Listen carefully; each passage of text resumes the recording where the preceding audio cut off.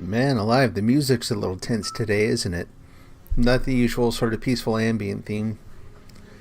Hey everyone, how you doing? This is 10 Ton Noggin, playing No Man's Sky. Made some decent progress last night. Figured out how to make my own deuterium, which allowed me to make some more repairs on one of my ships. We're going to keep going down that road. Keep repairing things. And let me get the game going.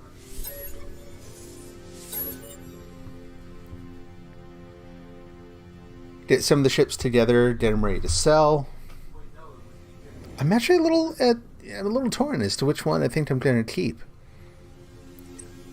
It's definitely not going to be the one you start out with, just because it's like the dime a dozen. Everyone starts out with one of those. I want something with a little character. Part of the problem, though, is that I've invested, just to get by in the game, I've invested a bit in installing different kinds of tech in that ship. Better weapons.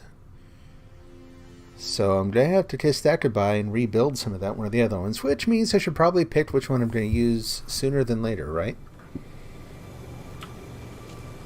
So here we go. So here's another little addition. This is kind of cool.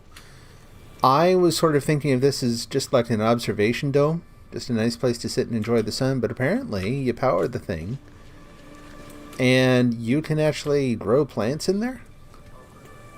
Cultivate things? I did not know this.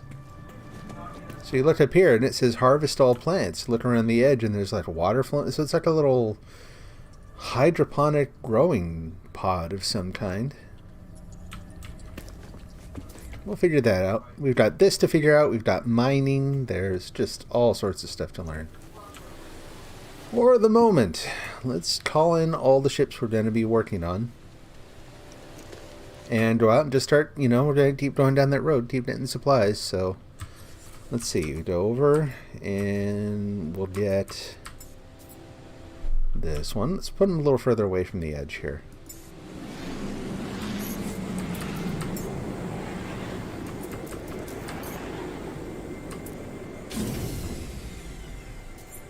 That one. Kind of thinking that might be my main ship. Still nothing terribly exciting. It's different enough than your default starter ship that should be fine. I like this one. I like the little bug. It's just that it doesn't really have all the storage space I need. So maybe I'll keep two. Maybe I'll keep this one just to buzz around the planet. The other nice thing about this one is it has a solar-powered thrust launcher recharge. Comes in handy. Let's head out in this one. So actually, before I even do this, let's hop over to this one. This is the one I'm working on, trying to get it up to snuff. Let's see what we need. Alright, so lots and lots of repairs. Lots of storage space in here. That's nice. So we need phosphorus. Does it say anything about... There was a note elsewhere about how to produce the deuterium. Deuterium isn't something you can just find out there. It's like I was noticing that when you find the deuterium-rich plants, I was like, oh, I'll harvest it. And I was going around collecting plants and then realized I'm not harvesting anything. It's just charging my jetpack. So... how do I actually make my own? Well, it had little notes in there about what you need to combine in the there's the multi-input refiner, the medium refiner. Apparently you can mix a couple things in there to make your own deuterium. I was kind of hoping to see the same sort of notes here. Like, I'm pretty sure there's a way I can get phosphorus out of some of the other elements. But I don't know how to do that. So we need chlorine, 25, we already got the pyrite, so we need metal plating, phosphorus. So we need some ferrous dust, whatever you call it. Again, phosphorus. Chromatic metal, we need more, so we need more copper. Always need more copper. And more, this is the nasty one. The ones that take the activated copper and the platinum are going to be a little tougher to deal with. Right now, let's go, let's actually get out of the ship and see if we can figure out how to make phosphorus. Just by combining different elements. See what we can do here.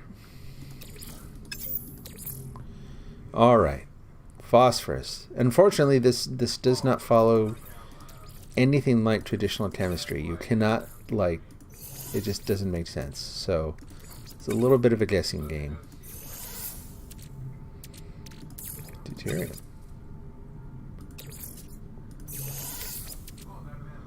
Silicate powder. Oh, interesting. There's a little hint. You can take the tritium or whatever and reduce it down into dihydrogen. Okay, so what if I do this? Now that becomes glass. Okay, that's to be expected. What can we use to make phosphorus?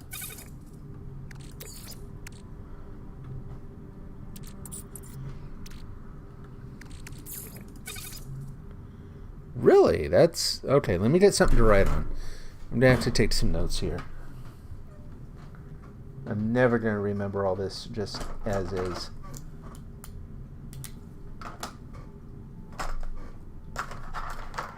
Alright, there's that.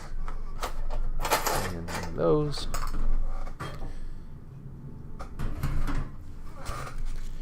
Hope you're having a good day. I was complaining last night a little bit about some work stress and a bad weekend, and thankfully today a lot of that has worked itself out. Or rather, people have worked very hard to get stuff done, and it's worked out. So,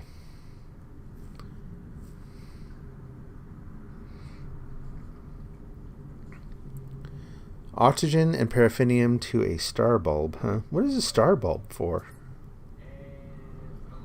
Which also tells me that I can probably use a star bulb to make paraffinium or something, right? A lot of the times these are reversible.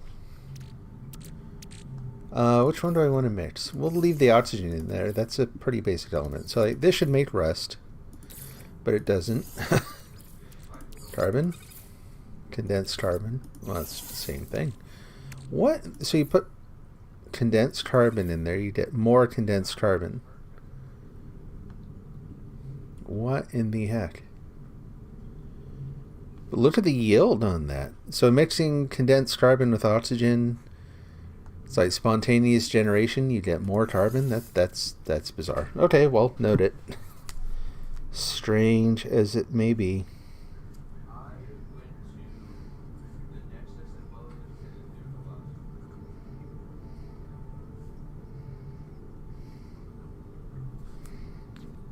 So if I ever need to produce a lot, I can use up some oxygen to do it. Oxygen and sodium. Sodium nitrate. Probably different yield, too. Well, 1 to 1. So if I take that out, there we go. Okay.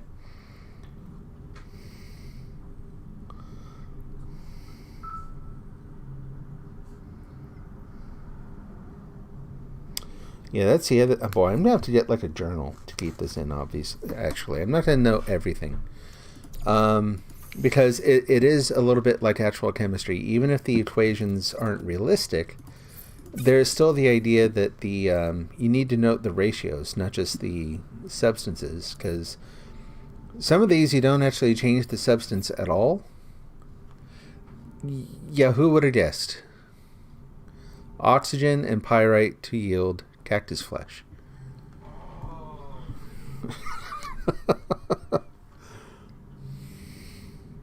What in the world?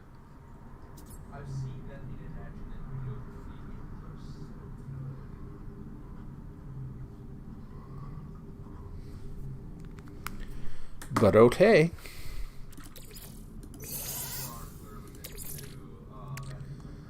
Pyrite, deuterium. Yeah, nothing.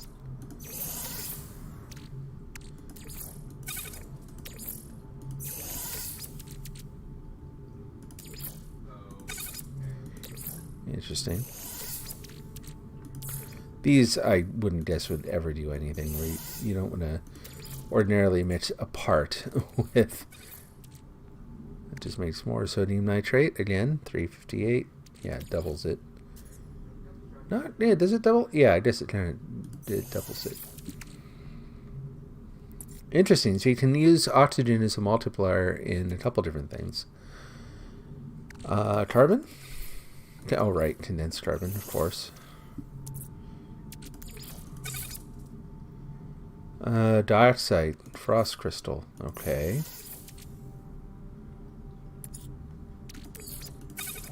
Pyrite. Let me write that one down, because that one I'm going to need for later. Oxygen and gold is pyrite.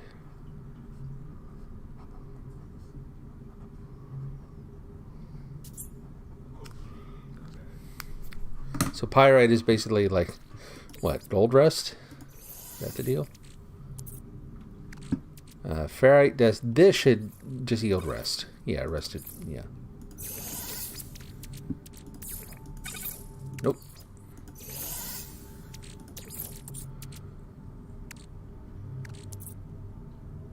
Let's see. Paraffinium, is that star bulb? Right. Whoops. Nothing there.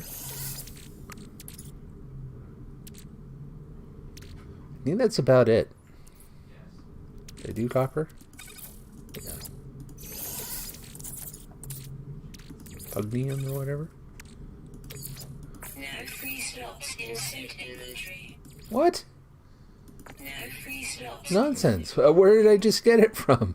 No free slots in suit inventory. Hold it. Where? What the heck? What happened?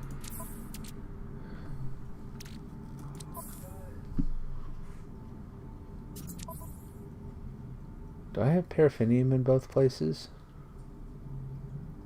I do.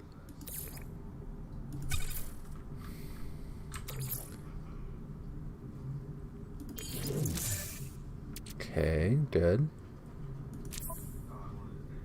Got one more slot there. Let's move this over.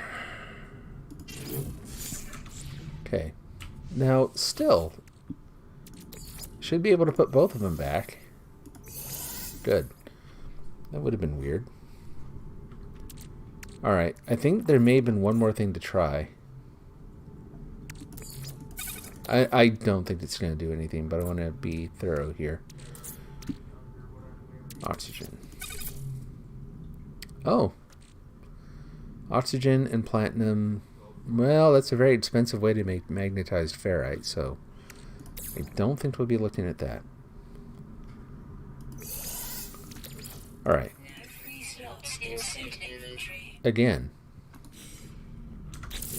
Is it grabbing something out of here? No. What took up the slot?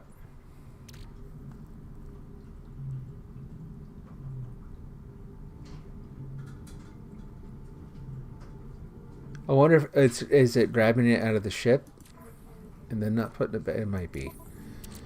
Alright, what can we put in the ship? Paraffinium. Let's do that. Where'd that... Oh, well, that's actually over in cargo, right? Yeah. Starship. There we go. Same thing. Same.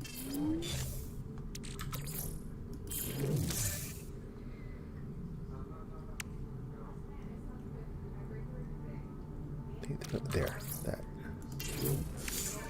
Okay, good enough for now. And we're done mixing the oxygen with stuff. Oh, integral to the atmospheric filtering technology. Let's see. No, that's all good. Alright, how about just carbon?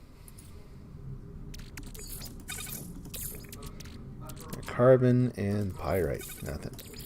So many of these are just not going to produce anything. But again, every once in a while you get a surprise. You think, you know, like, hey, what could this possibly make? It turns out, cactus flesh. So it's worth trying.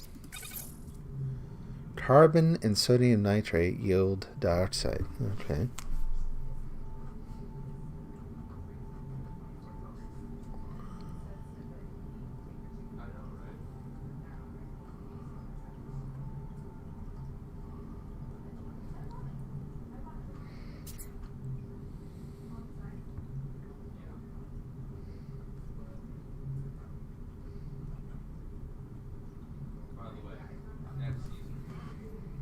I wasn't picking up that dioxide sounds like it's basically just dried ice. Not dried ice, I guess dry ice. You know what I mean. So that dioxide yields nothing. I thought it might yield a better proportion of dioxide, but apparently not. Pure ferrite. Magnetized ferrite. Alright. Well, again, probably a better yield. 306. Kind of.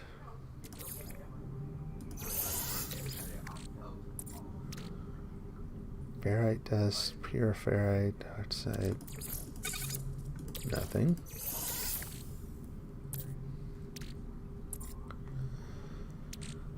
Alright. Sodium. Sodium nitrate again. Does this mix with anything? Moradite, huh. Now it's going to start filling up my main inventory again. Nope.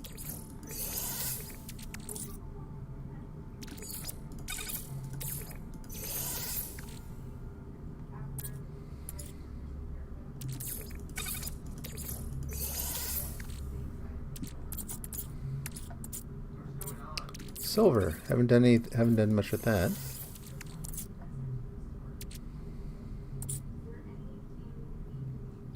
Hydrogen, probably no. Oh, yeah.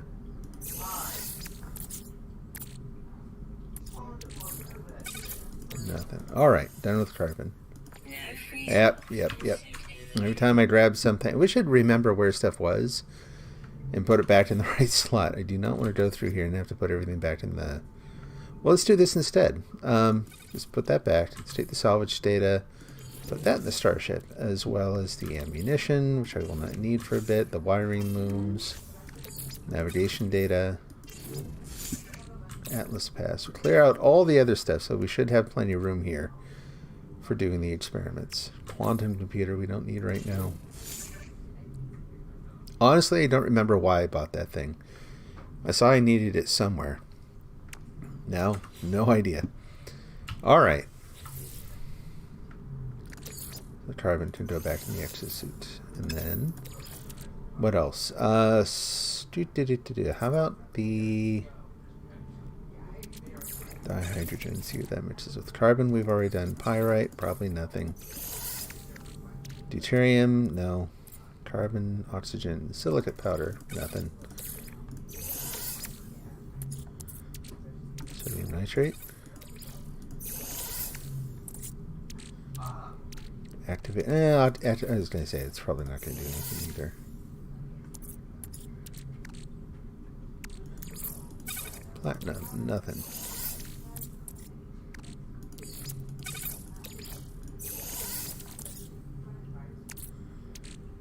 Man, really does not do much of anything. Dioxide, anything like that? No. Damn, it's just dry ice. Probably nothing. Yeah. Alright. Dihydrogen, I don't think reacts with much. Which I think is probably fairly accurate. Let's see. Silver, gold. What are the things that are... Do I think the things that are actually going to yield more... Like I was able the other night to produce phosphorus, chlorine. I don't remember offhand how to do it though.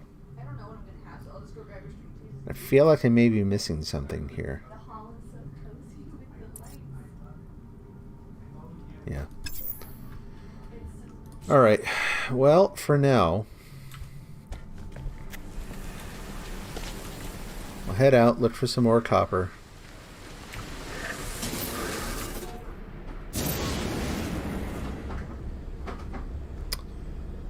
Let's head out this way. Just don't go this way as often.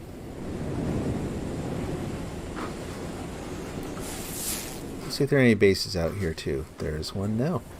See what we find.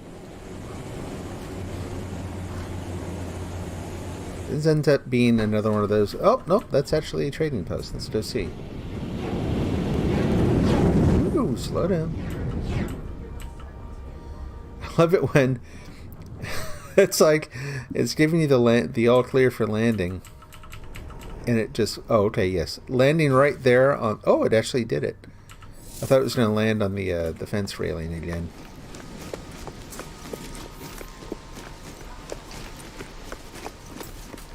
Learn some more language.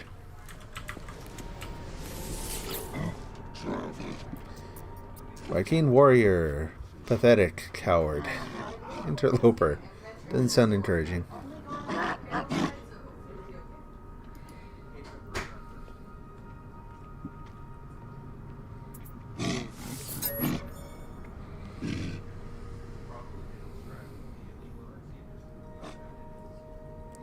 Let's learn an aggression symbol from him. Oh, nice.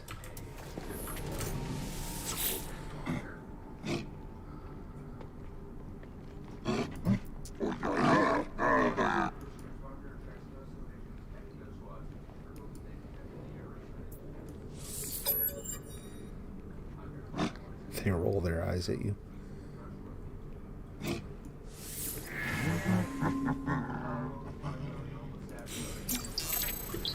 Okay.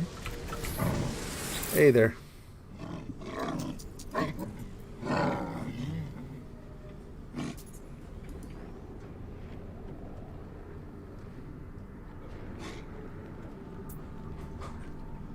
Oh, this is the first time I've seen this. Alright, we'll practice that.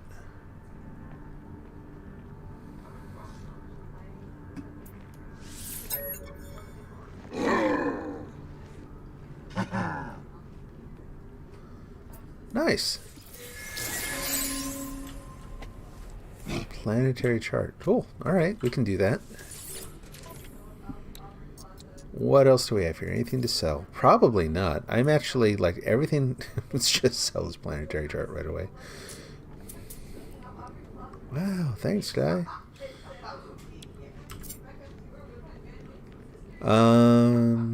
Yeah, there's... Yeah. So the trading posts right now are probably not the main... Not really a point of interest. Don't have anything to sell. Not looking to buy anything. We just need basic supplies, so let's focus on that. Although, we can do this. We'll go over to the exosuit and may as well get this out of the way. So let's plot the route. See where he's sending us. An alien monolith. Cool.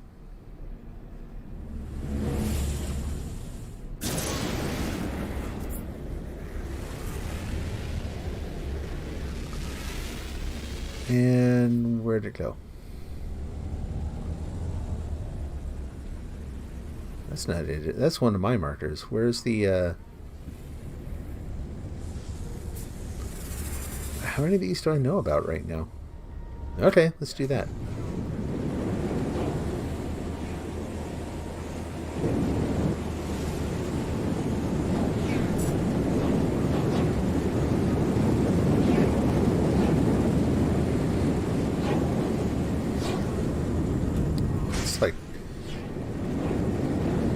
Quite a ways away. Let's do this. Let's head out of the atmosphere. We'll kind of hop orbit here. Until we get out there with all the rocks.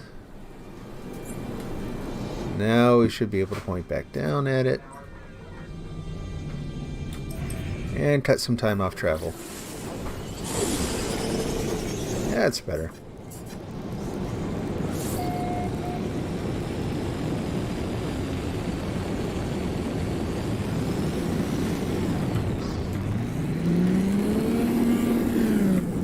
Not as graceful as I was hoping there. Almost.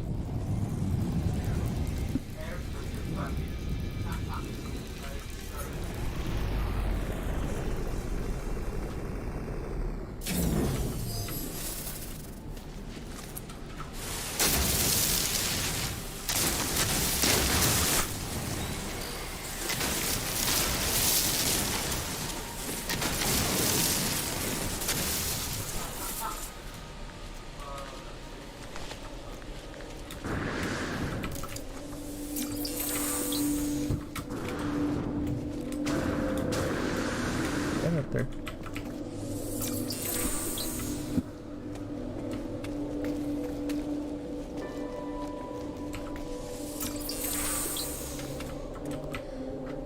Getting some better vocabulary finally, instead of the words the, if, of, for, and. Alright, screwed this up last time. Let's see if we can do any better.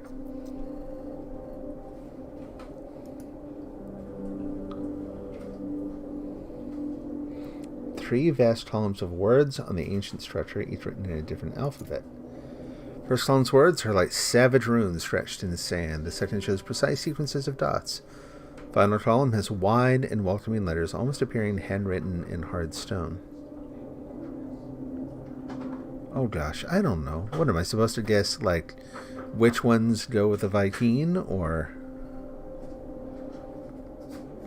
Yeah, we're gonna do that.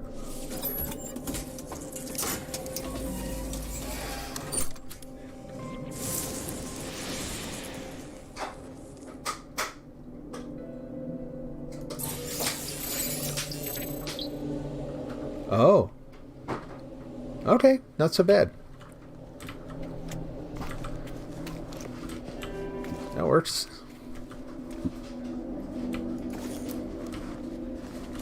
Do a little harvesting while we're here. Hey, Jamie, how are you doing? I'm doing better. Doing better than last night.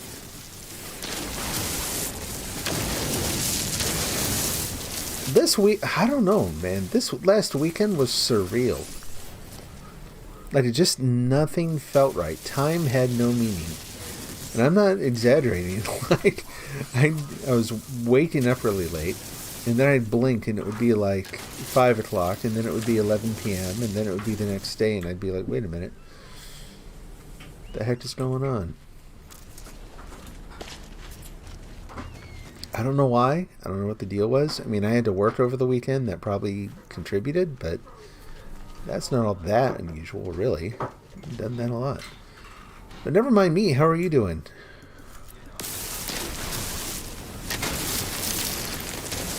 Oh, last night was just... so, a couple things. It was the work-related stuff, that weird sense of, like, losing time. I ended up going to bed at, like, 2 a.m. and had to get up at 4 for work. And then didn't. I woke up at 4 and had a little work revelation, which is always a little suspicious when you wake up at 4 a.m. and think you have a brilliant idea. But it turned out okay. What is that over there? Anyway, here's what is that? Copper, yay. But then on top of that, so I'm trying to set up a new Linux box. It's actually a Raspberry Pi. And I'm trying to set it up with this thing called Kodi, which is a media center.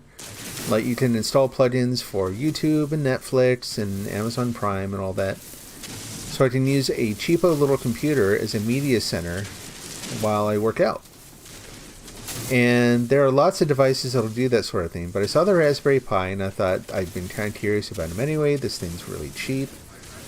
So I got it. I watched a lot of videos before I got it. Like, can it really run this? Am I gonna, like, get this all set up and find out that it just straight up doesn't work? Am I gonna find out that it's just pitifully slow? Because, a Raspberry Pi is not a workhorse. That's not what their deal is. They're a cheap, portable computer, right? But it turns out it actually does pretty good. Except... and there are so many excepts. Like, Kodi as a media center is actually a really cool piece of software. It is not user-friendly. Like, I'm okay with it. I can only imagine someone who doesn't really, like, if this is your first foray into Linux and that, you're just going to be sad. You're going to be sad and frustrated. The things you have to do to get the plugins to work, like, it turns out that for the YouTube one, you can't just run it anymore. The way YouTube APIs work, you now have to go generate your own private, like, application key to install in the program, which, again, I'm kind of used to, because I do that for a living, but I don't like the idea of having to do it just for setting up something to watch movies on. Like, that's a little silly. But anyway, the point is, I spent a good part of the night installing and reinstalling and trying different versions of Linux that are meant to package Kodi automatically. There's a thing called OSMC. OSMC is a, like, media center build of Linux. So it has its, like Cody's pre-installed, but it wouldn't run. It just straight up wouldn't. The image I created just would not boot. It went into this constant cycle of how your hardware needs a newer version of the firmware or the software, and yet when I checked it, it said no, you're using the latest one. Like, all right, well, so that won't work. So I use Raspberry Pi's own imaging application and create a image of a different version of Linux that is also meant just to host Kodi. And it works. It fails even harder. Like, you get one blink to the green light and then it just nothing. Like, it means just nothing at all. So there was that. It's just the frustration of, so little about that kind of stuff works right out of the box when you go down that route. And it's 2020. It should kind of work out of the box.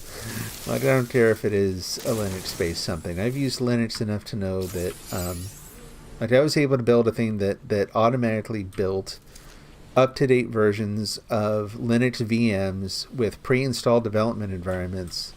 Guess what? It worked. Like, there were things with setting up the scripts to do it that were a little, interesting sometimes, getting the context right. Really long build and test cycles, so it takes forever to figure out if what you did is the right thing. But I did it. I got a system set up so that I could just arbitrarily build a version of a new development environment as a VM. Never mind what all that means in detail. The point is, I was able to use a bunch of stuff in Linux that worked very, very reliably. So when you encounter something like this where it's so fidgety, it depends on just everything being lined up just a certain way and all that. Bleh. I am not a Linux hobbyist. I do not appreciate fiddling with the OS, trying to get stuff to work. I just want to find a reliable combination of parts, put them together in the right order, and have it work.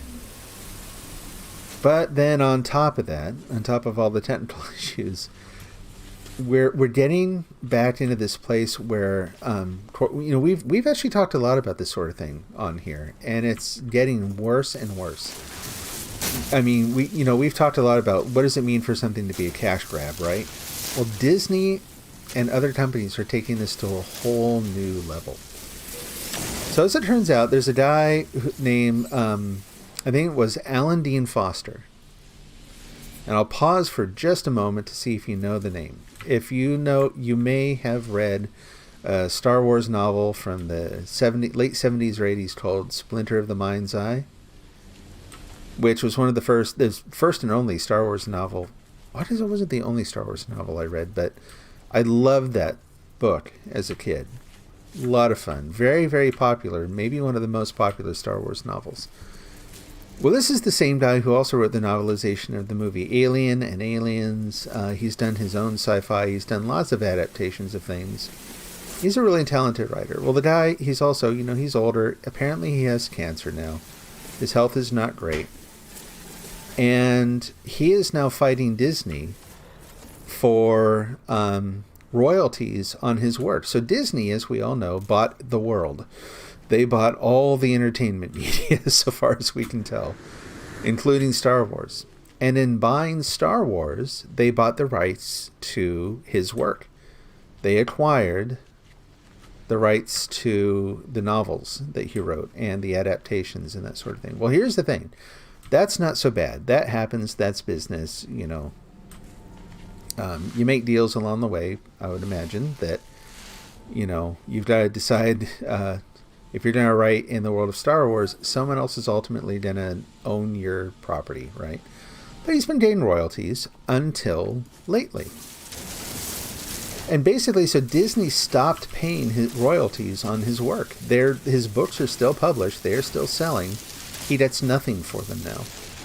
And so naturally, he inquired as to why, as one would, if you've written a novel and it's still selling and now you get no money. Disney is making the claim that they purchased the rights to basically to sell the work, but did not in that deal also purchase the obligation to pay him. Just let that sink in for a minute. They bought the rights to his work, but they did not buy the obligation to pay him. Well, legally speaking, where in the hell did that obligation go in the transaction? Who does owe him money, if not them? And there seems to be this legal precedent for being able to do that stuff. Now, maybe in other fields. I think this is new for this sort of work. But it has devastating potential consequences for creators of any sort. Oh, you and I agreed. They did buy the obligation. Those things are non-separable. That if they didn't buy the obligation, that the obligation is, speaking in like physical terms, non-destructible. In other words, you can't just obliterate an obligation. You can transfer it somewhere, maybe. You can, but maybe you can separate it from the rights to the material. Like you can sell someone the rights to decide how and where something will be published, but you maintain the right to pay the royalties. You might do that sort of thing, hypothetically, if you're hiring a management company to handle the marketing, promotion, or distribution, translation, that kind of thing. And I'm not speaking as an expert. I'm just saying purely hypothetically, you could imagine made-up scenarios where you separated out the management of a work, the ownership to the extent that you decide where it's going to be published, but somehow maintain the revenue stream and therefore also the obligation to actually pay on a pre-existing, royalty obligations, that sort of thing. But no, they're saying they just don't have to now. And that's it's incomprehensible to me. Like how in the world, what is that? Is that a poisonous plant or is that a computer? It's going to blow up when I get close to it, isn't it?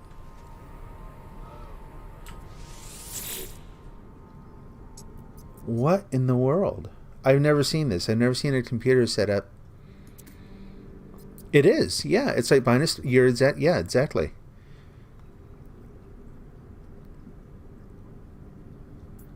I've never seen this, but I'm going to take it. I've never just wandered around and come across a computer sitting out in the middle of a field. Hopefully I didn't just like do something bad. I don't know. Okay. That's interesting. Okay, now that I have the base, let me rename it.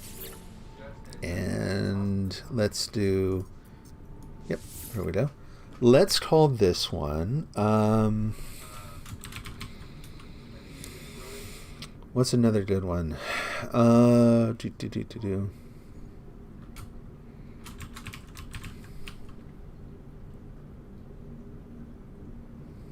That's a good one. And then what?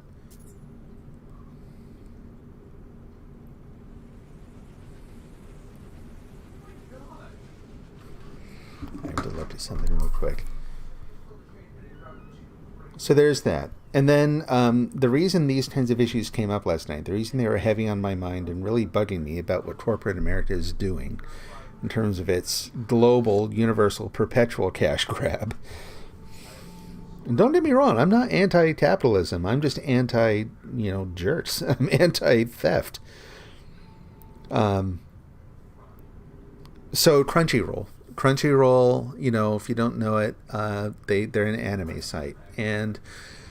Kodi, back to the Kodi and Linux thing. Kodi used to have a plugin for running Crunchyroll as a source of, shows in Kodi. And so the idea that you could here's a plugin for Netflix, here's a plugin for Amazon Prime, here's one for Hulu, here's one for Crunchyroll, and then you've got all your stuff in one media center. Really cool idea. Except you've got YouTube that now requires end users, for some reason, to supply their own keys for the app. It's just stupid. You've got Crunchyroll. They did a DMCA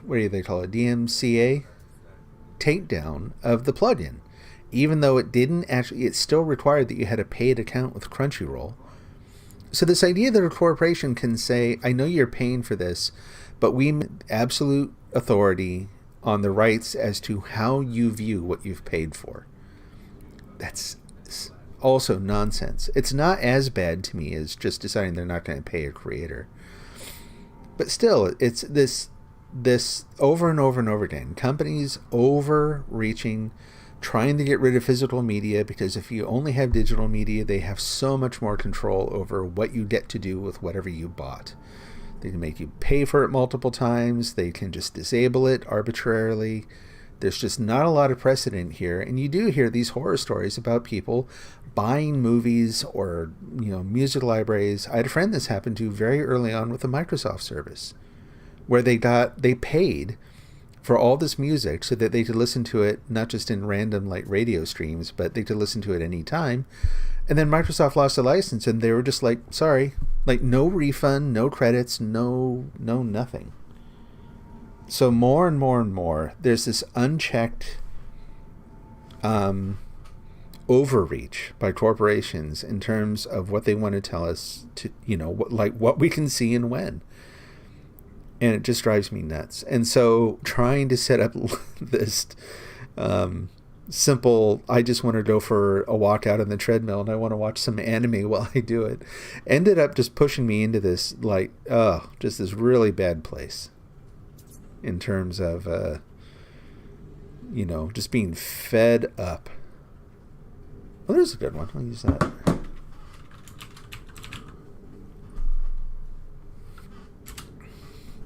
So that was last night. Anyway. Yeah. Sorry for the rant, but not really sorry, because it still bugs me. And it's one of those things where I feel like we don't have a lot of tools at our disposal. When you get a company like Disney that owns so much, you either sort of commit to just abandoning the things that you enjoy, the things that maybe give you a little sense of peace and relaxation in a day. Like anyone who wants to say boycott Disney over this decision, where they're not paying the guy royalties, if you're going to boycott Disney, you're going to have to get rid of an awful lot. And I'm not sure people realize just how much they really own. And what it's going to mean to say, yeah, I don't actually use Disney stuff anymore. For people who subscribe to the Disney online service, okay, are you going to start skipping The Mandalorian? It's a very popular show right now. Not much in here. I was hoping for more of those vortex cubes or whatever you call them. It's the other reason where, around monopoly law, even if a company doesn't have absolute control over competitors in a field, you can still own too much of it, to the point where it's not just about anti-competition. People competing in a market shouldn't be the only criteria that you use to determine that kind of overreaching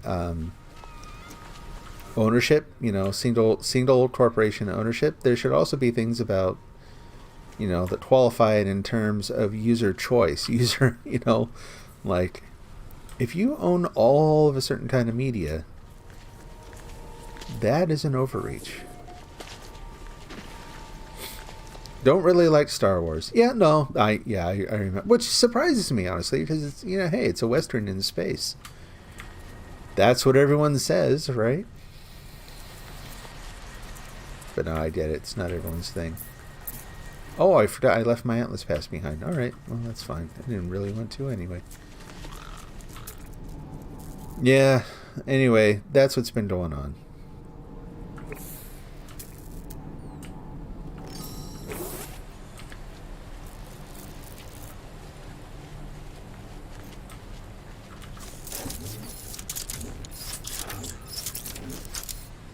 Okay, where is that thing? Subterranean relic. I just marked it. Literally just marked it. Where'd it go?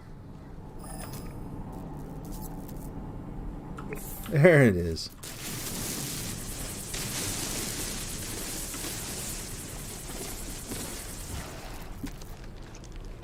So yeah, work stress, personal frustration, all the things last night. But, on the flip side, met some really nice people on Periscope. Hung out for a little bit and we chatted about games and stuff, so that was cool. Yeah, these days it's hard to tell if you're watching a Disney movie or not. They own so many different things.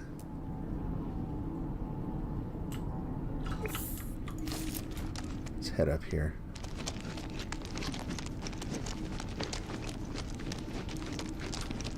But I couldn't imagine, like, if you're someone in that position where you have, as an artist, contributed something to such a obviously popular and lucrative franchise, and then the new owners just go, we have decided, our lawyers have decided that we don't owe you anything anymore. Ta-da, the end. Bye. Where do you get off? Seriously.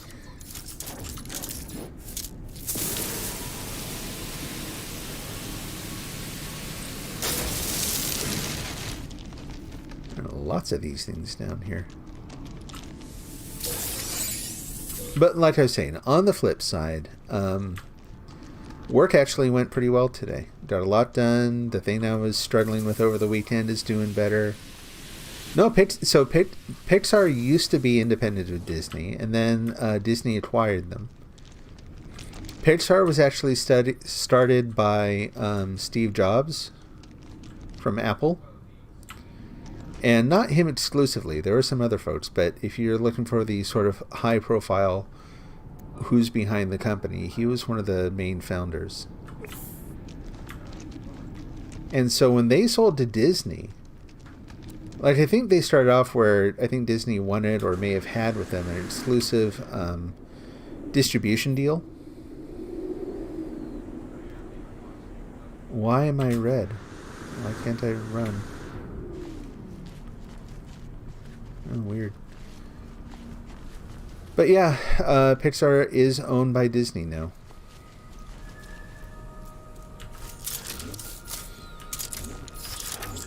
In fact, so until what's his name? John Lasseter.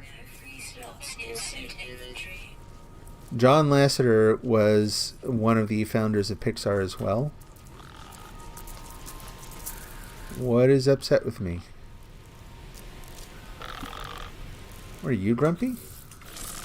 Hey!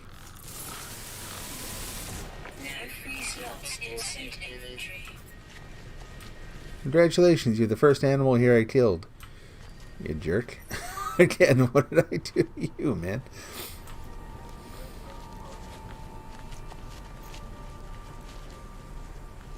But anyway, so they initially were actually in a really good position to kind of like, John Lasseter ended up being the head of Disney Animation.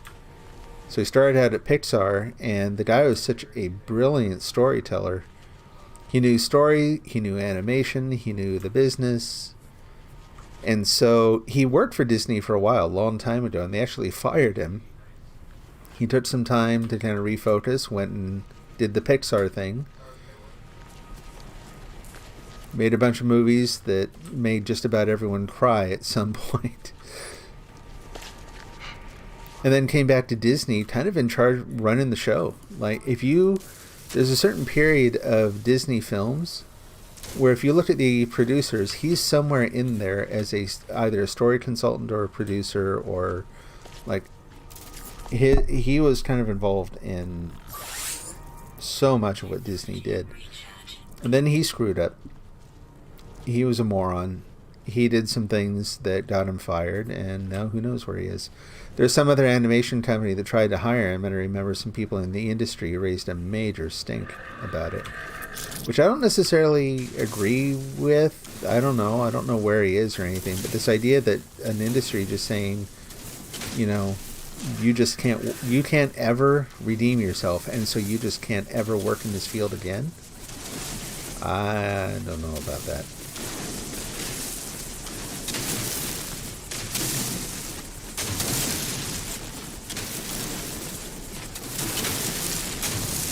Mostly just watch westerns and zombie movies. So you're guessing it's not Disney. Let's see. There will be some older westerns that Disney owns. I'm pretty sure. I mean, they're going to be the ones like. I'd be curious to see if the what was that one called? The Apple Dumpling Gang. More kid-oriented things, right? But westerns, they might own that.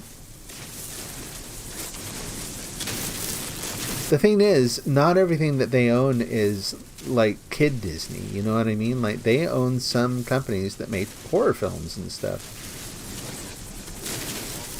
In fact, I still remember, I can't remember what the movie was, but when it came out and people were observing that, oh my gosh, Disney owns this company that made this horrible, horrible film. And whether you thought the film was horrible or not is another thing, but it's like, yeah, Disney owns a lot of different companies. They don't all make kid stuff. Some of them make very distinctly non-kid friendly stuff.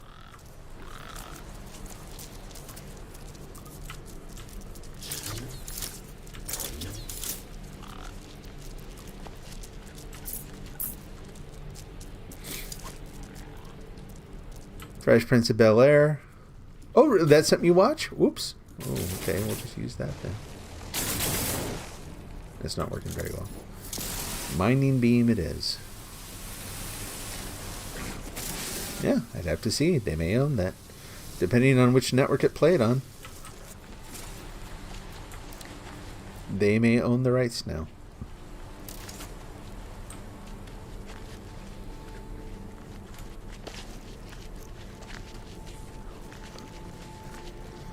Hey, you knowledge stone. Let's go learn some words.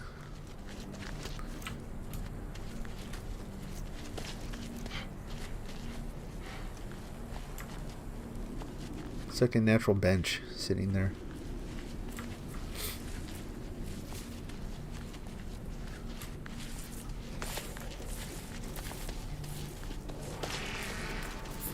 So for platinum and that kind of thing, I'm going to have to leave orbit. I'm going to have to go dig around in space.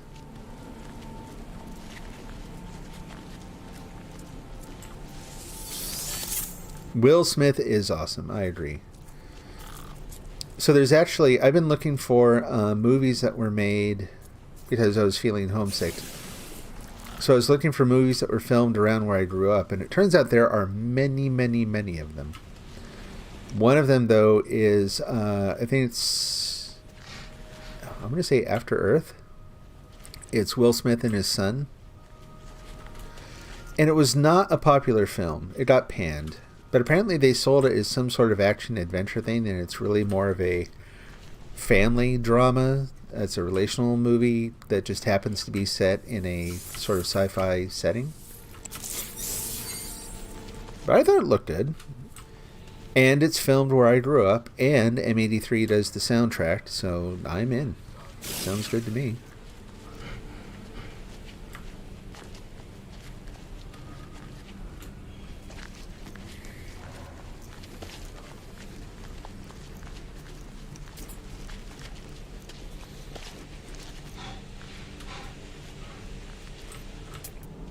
Something in there? Maybe not.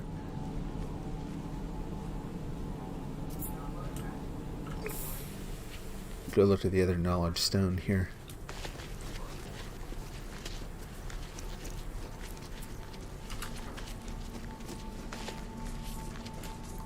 Anyway. Yeah, but I start to feel going over all this stuff like there's so many people who just absolutely don't care. As long as they have their entertainment, there's just very little concern for the people who actually originate that entertainment.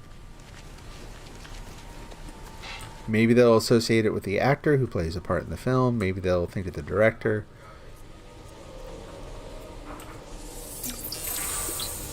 You have a game that's based in Dearborn, Michigan. Really? What's the game? I didn't even see what word I learned there. I'm like, yeah, whatever. It'll show up or not. Learned 100 words. Awesome. Not all in one language, though.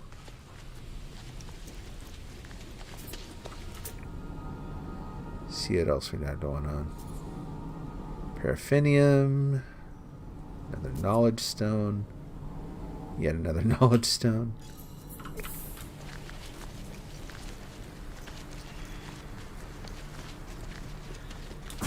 You know, it's the same thing where you see a lot online. I've talked to a lot of people who maybe make their own game, that sort of thing. An Evil Dead game based in Dearborn, Michigan. Really?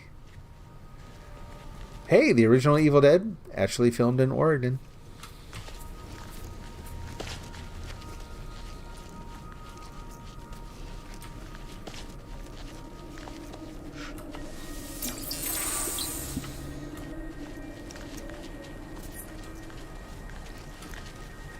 Ah, that's fun though.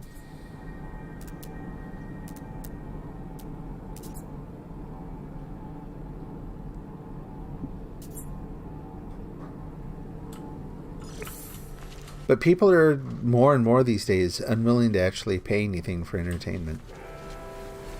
Never mind just entertainment. Let's just call it any sort of creative medium.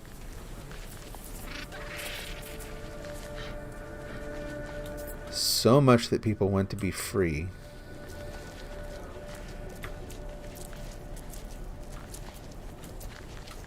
Anyway, like I said, I go into grumpy old man mode when I start talking about this stuff.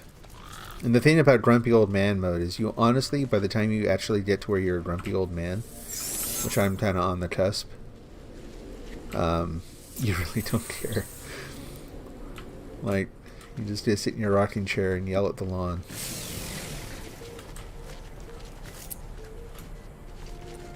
It's that Simpsons cartoon, right? It's turned into a meme. Old man yells at cloud.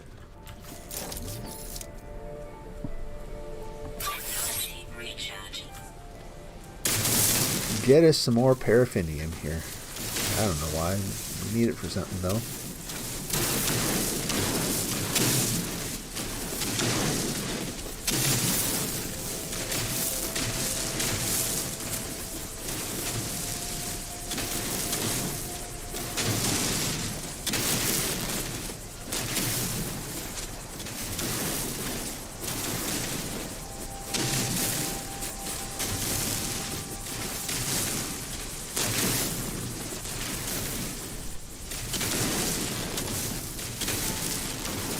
Yeah, well, I mean, it would be nice if everything were free.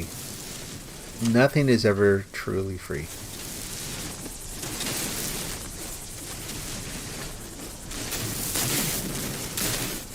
Consider it like a work of art. Even if it doesn't cost money, but there's only one of them, someone gets it, right?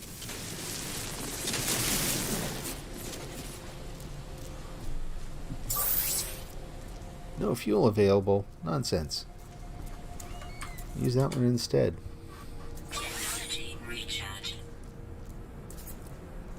Okay, apparently I need more ferrite dust. Let's focus on that. I forgot about that.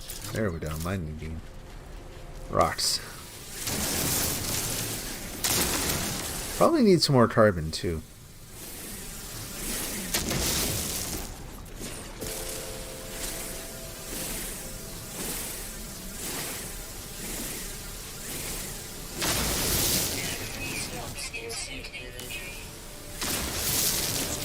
What can I get rid of to make sure I can pick up the star bulb and then I've got a Vy'keen effigy. I don't remember picking that up.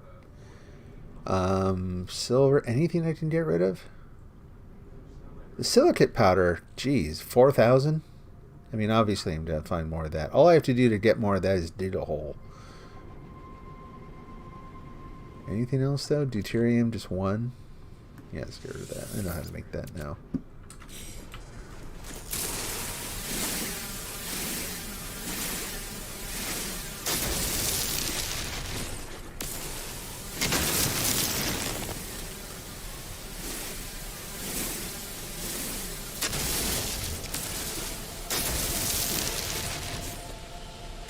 I know that typically people are going to want things for free, but I don't think it's as common that people expect that they won't be paid for whatever it is that they produce. I want everything to be free, but however, I want to make really good money for whatever it is I do. Slight imbalance in the equation.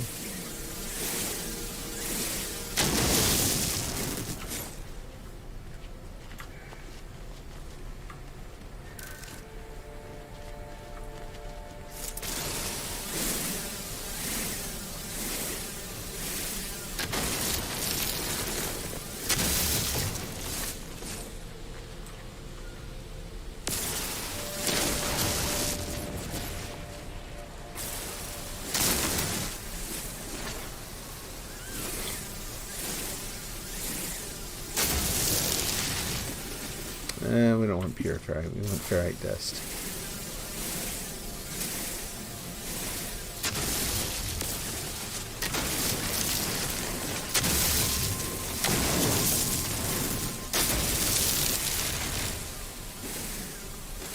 It's especially bad when, like in this case, like I was saying, the guy that Disney is effectively stealing from is also has cancer and is trying to pay, you know, grotesque medical bills and that kind of thing. It just, the whole thing, it's a mess, isn't it?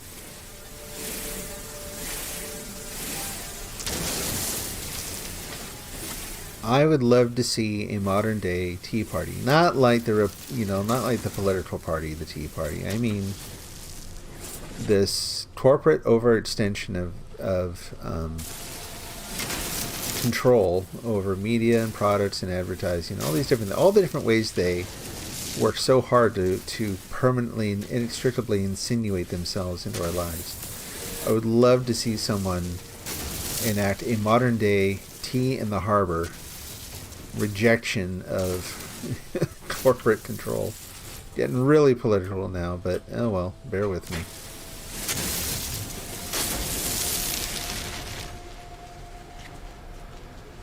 I think it's bugging me lately just because there's been this pretty significant confluence of examples. You know, all the ones I've mentioned and others I won't go into, of cases where companies are extending, just overreaching. I mean, you've been on the receiving end of that too. We've talked about that here on the stream before. People in your family. Quoting an amazing game, some trees flourish, others die. Some cattle grow strong, some are taken by wolves. Some men are born rich enough and dumb enough to enjoy their lives. Ain't nothing fair. I have to think about that.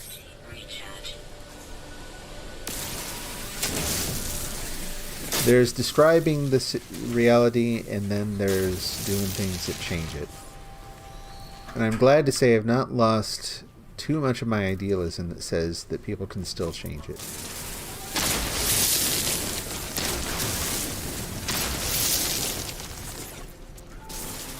There are people out there who change it.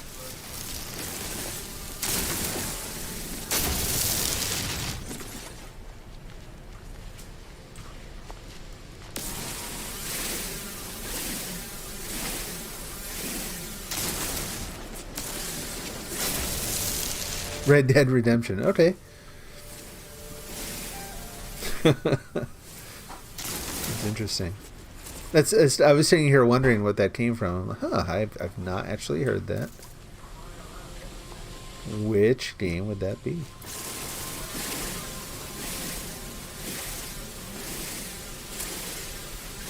I mean, don't get me wrong. I'm actually not like a hardcore socialist either. I do not believe in arbitrary redistribution of wealth. Whoa! Blazes! What? Bye. We'll just let him skitter away. That was a surprise.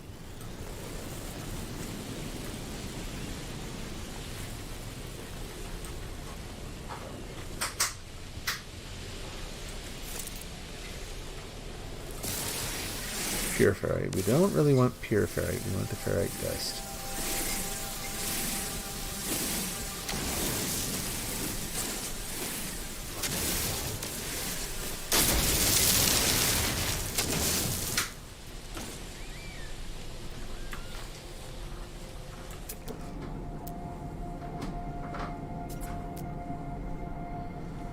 Oh, what now?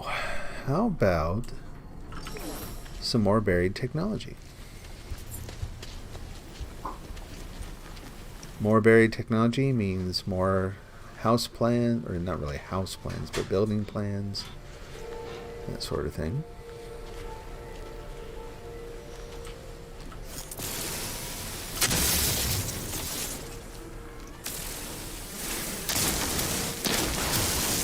Like mining equipment. I know that you can get some kind of mining stuff.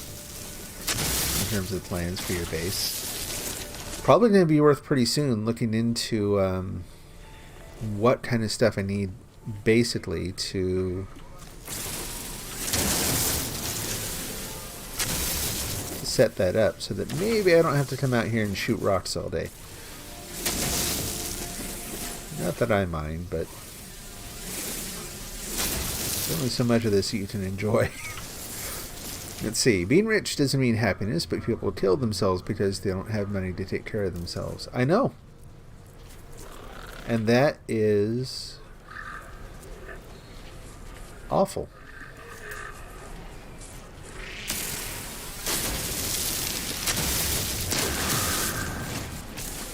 No, they've actually, there's this weird middle ground. I mean, they found that a certain, you've heard of, it sounds like a ridiculous term, but it is a thing. This affluenza.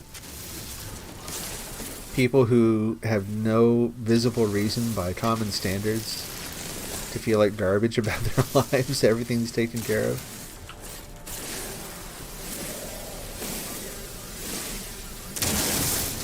And it turns out it doesn't actually make them happy.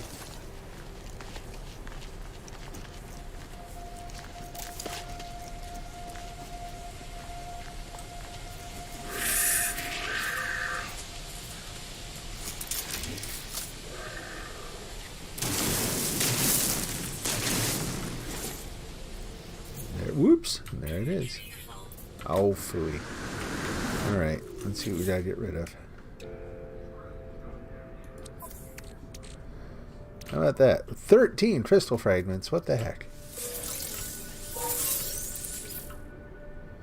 Inventory full. Alright, what else? 2 platinum is not worth keeping compared to this.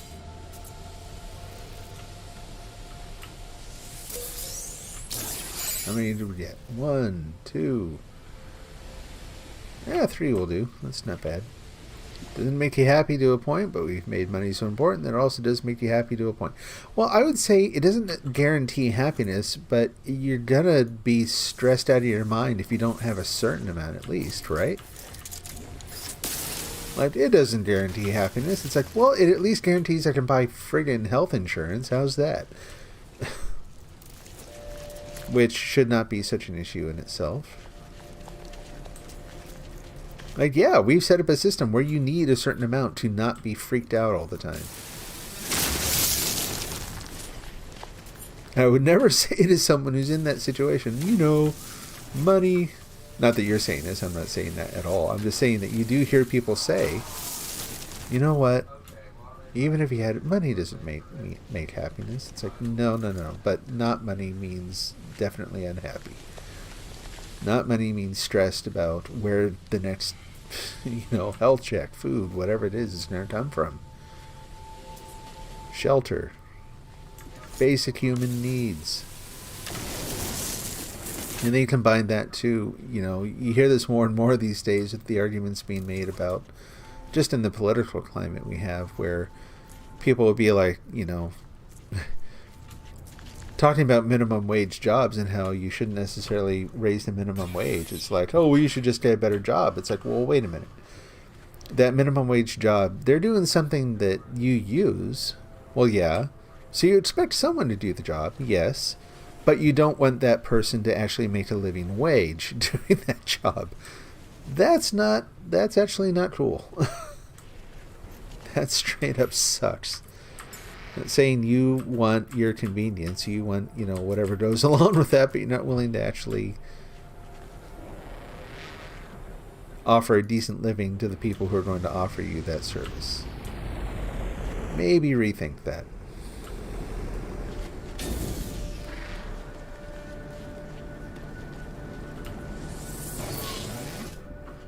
All right.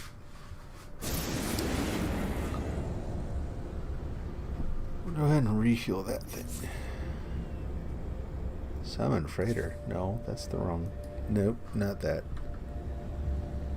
Man, the keyboard controls in this game need help. Last time I'm going to say that for a while. But they do. Where shall we go? Why don't we head up to the station? Head up into space. And see if we can sell off these little weird cuboid things that we found. Maybe do some more harvesting up here too.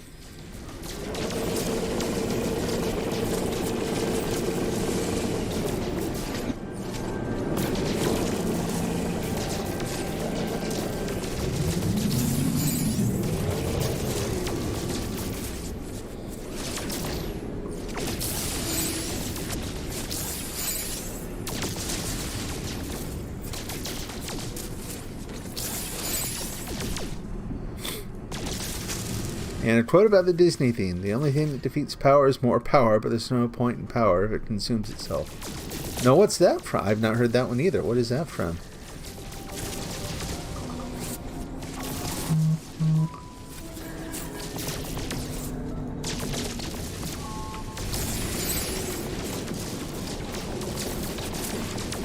Been through here at high velocity and try not to run into things. Apparently I'm overheating my gun.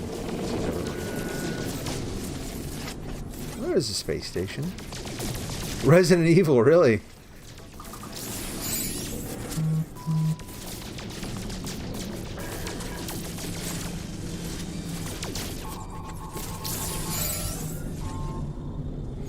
Wait for some bad guys to scan me here, so I'm going to head to the space station. Alright. Okay, that buzzing you may be hearing in the background is work notifications going off. So I'm going to take a peek.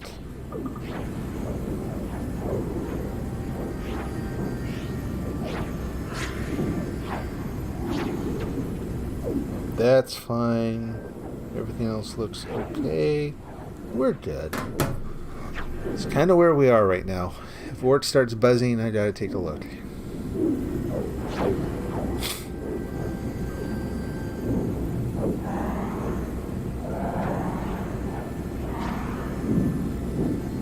So we have this thing that we do at work. It's really fun. So this is a work-at-home job. So everyone on my team is working from somewhere in the U.S. And so we actually, it's one of the things that I don't hear people talking about in work-at-home much is that you actually get to know one another's families more easily. Because a lot of the times they're in the background, right? So there are people on my team who I see their kids every day and that kind of thing too. To me, it's really awesome. I really like it. And there's one person on our team, she's a QA engineer, test engineer, who her daughter or her son will come up with these questions each day, kind of the non-work related question of the day. And today's was, if you could have one superpower, what would it be? And that's, it's kind of a, it's not a really an uncommon one. You see a lot of people do that, but we had, I don't know, I had a lot of fun with that one today.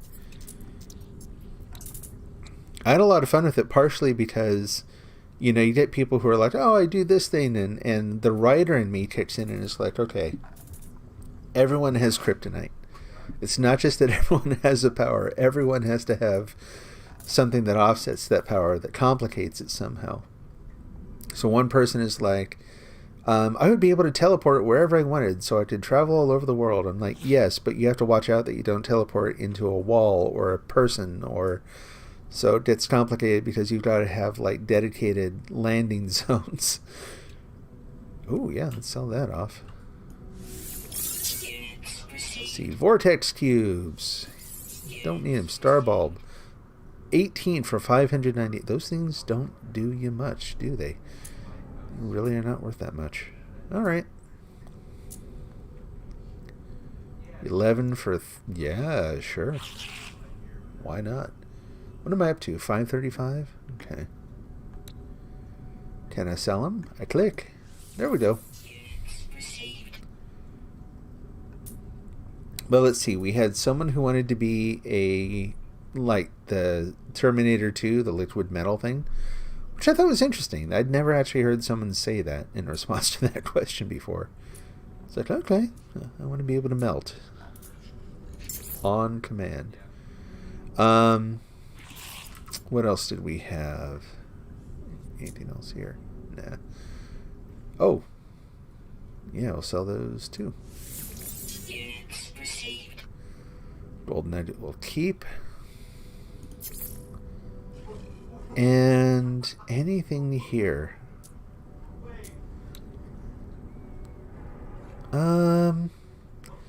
If I were convinced that the uranium were actually good for something, I'd buy it.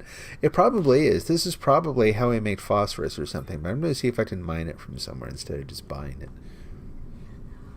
Yeah, right. I'd have the power of like basic good health. I know that's really good, and it's kind of poetic that you have to, that people in general sometimes have to see that as a superpower. It's like, for some people it's just waking up in the morning. For other people it's like, that's amazing. How do you do that? I've never done that before. I'd love to learn how. Yeah, mine was kind of in the same category where I was like, I would love to be able to read people's emotional state. Kind of like an empath, I'm like, that would have daily practical use. Being able to tell when I've actually maybe upset someone or something. It's like, you can't do that now? It's like, no. I have emotional blindness. I cannot tell. Like, I have to, if my wife is around and I'm talking to someone, it's a routine thing that I have to turn to her and say, were they angry? like, were they, did I do something? I rely on her a lot to be my emotional interpreter. All that circuitry that some people have just naturally in their brain that, like, parses people's face and tells them upset, happy, contented, worried, sad. Just gone. I don't know how... Well, I do know how many times. It was 3 times exactly. I've been in my role, like, as a manager, where I'd be talking to someone and completely misread what was about to happen and ended up with someone sitting there maybe crying, you know what I mean, just really upset. Ammonia. Again, that's not... Let's go look for resources. That's not just buying all. Who are you? What do you do? Mission Agent Jim. Sorry, Jim. Alright, I think we're done here. We sold off the cubes and all that. That's good. Well, that's an interesting looking one. What in the world? Let's go take a look at that. But yeah, it's... Oh, that's... I don't know. That's... Interesting floaties. That's really, really different.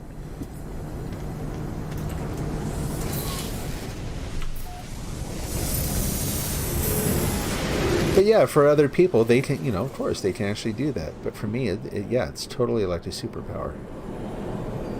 Frost crystal, copper, dioxide, and salt. Nah, we're not going there. What else do we have? Cobalt. That's interesting. The ancient bones that you can find there, really, really valuable. Turns out, I did not know that. Now I know. Here we have copper, gold, and silver, which again, not really. Well, I don't know. Maybe we have to go to a completely different system. And if we're going to go to a different system, I'm not taking this ship. We're going to do a different ship. If I could be in a world of one game. Oh, okay. What game would I choose? Wow. Okay, let me think about this.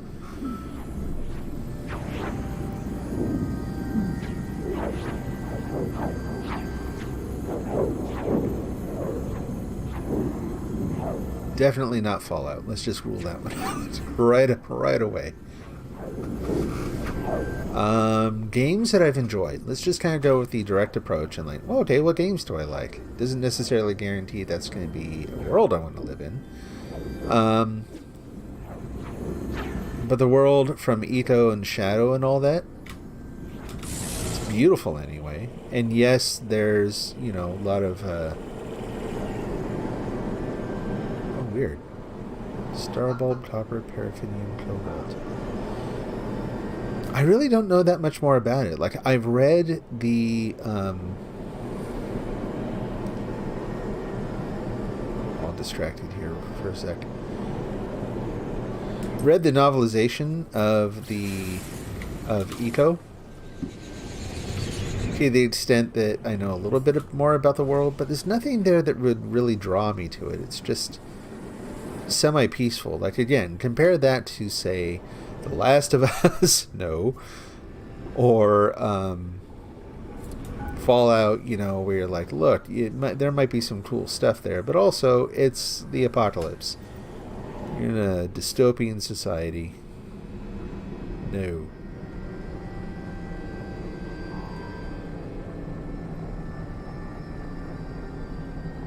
I mean, the games really liked are zombie based. So picking a game you really liked might not be. I'm just saying it might not be a good idea. Yeah, exactly.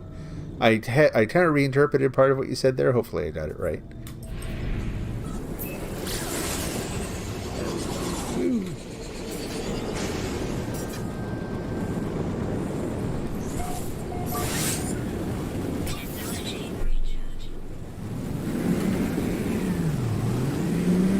On the brakes, spin her around.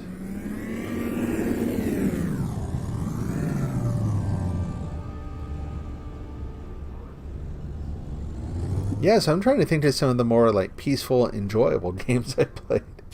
You know, like The Sims or something, which I would not want to live in The Sims.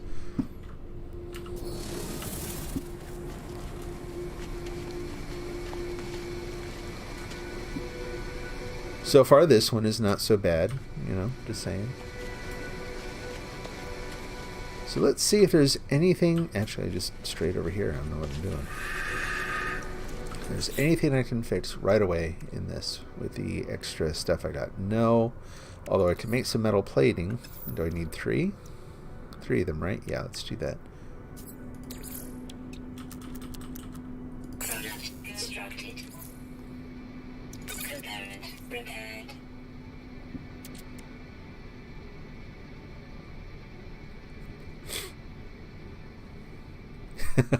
That's why I don't use autocorrect on my own phone. It's like,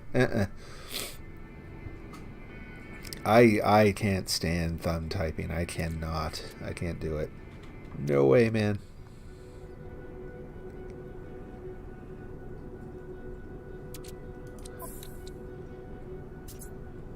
Three of those.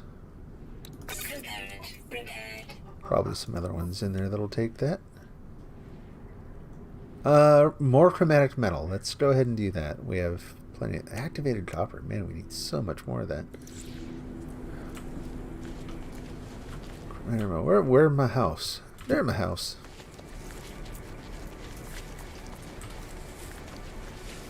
You know, like, this world would not be so bad, honestly. There's nothing sort of sentimental about it to me, but in terms of just picking a world where you can balance out the danger and the rewards and make a nice life, yeah, this would not be so bad.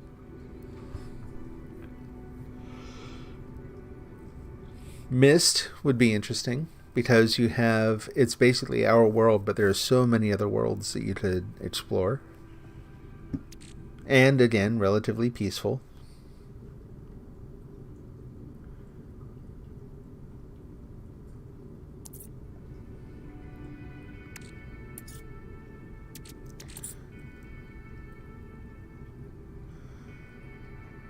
Let's see. Copper is found on planets orbiting yellow stars. Well, that's interesting. I didn't read that.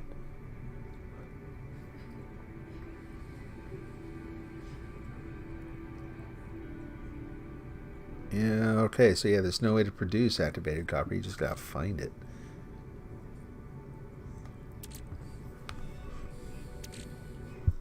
You'd honestly pick either Red Dead Redemption 2 or Days Gone. Honestly, because life would be simpler. Yeah, I would be dead so fast. I would just be like, I have severe allergies. The end. He died. Only 300. What the heck? But I thought I dug up a couple copper things. Apparently not. All right, let's just do that. Oh, no, that's fine.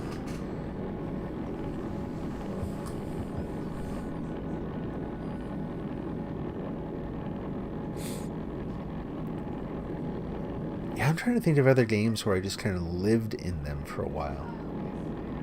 But unfortunately, again, like we were saying, a lot of those are places where the world itself is actually pretty nasty.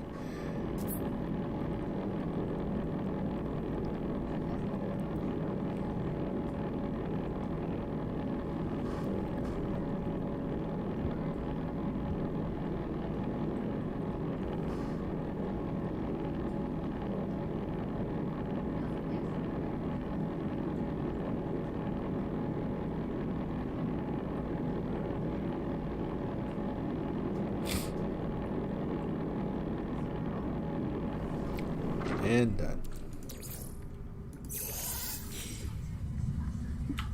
Let's see what else we can go and fix. Wrong ship. This one. How about Rock Band? Does that qualify?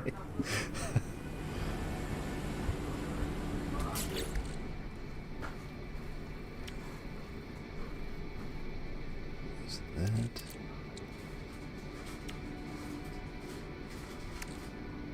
Pretty sure I needed chromatic metal for some of these. Like that one. Component repaired.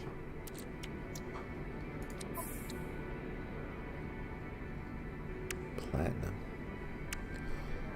Platinum and activated copper are the thing. Gotta figure out where to find those. Okie doke. Alright. So, again, let's kind of load some of this stuff into the ship. And then I can go and look for some more.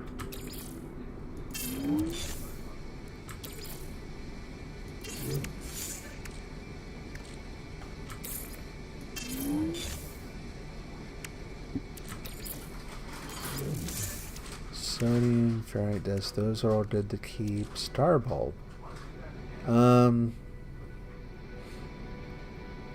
Beautiful gemstone, prized product is... I don't know that I care about all that. Oh! It can be farmed in all environments with the aid of a hydroponics tray, which I think I may have. I don't know. A lot of the rest of these are things that I don't mind just carrying around. They're the most common things that you tend to find. Cargo. Yeah, and I've still got room there too. This I'm going to put in the ship too, though. We'll just free that up also. So then ferrite dust we'll put in the high capacity storage. And what else? Another one that we get a lot of, or should get a lot of, like carbon.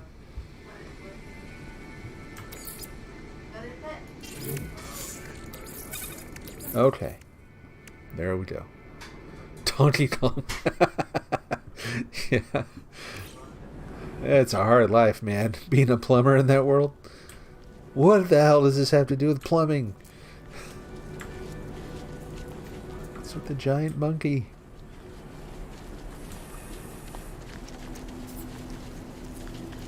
You live in some bizarro universe like Q*bert or something.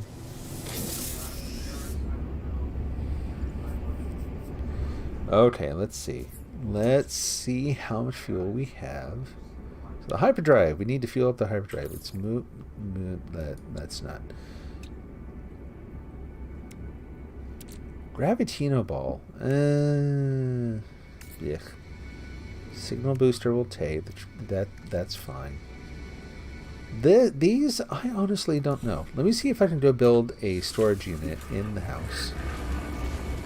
Friday the 13th would be just awful. Yeah, right? I know. Yeah, there is certain... It'd be fun to, like, pick the worst worlds to have to try to live in. You know? Like, just no. Like, nope, not doing it. Whoops. Back up out of that. Go to build. Small. Is this... Nope. Nope. Portable. General. No. Where is it? Storage. There we go. Whoa. That's a storage container. That's huge. What? I can't even see the door. God, help. Back up. Okay. What in the world? I pictured that as like some little box. Just something you'd set on the floor, you know? I guess we'll put that, like, there's our garage. Oh, you've got to power it? Oh, why would you have to power a box? What's with the electric box?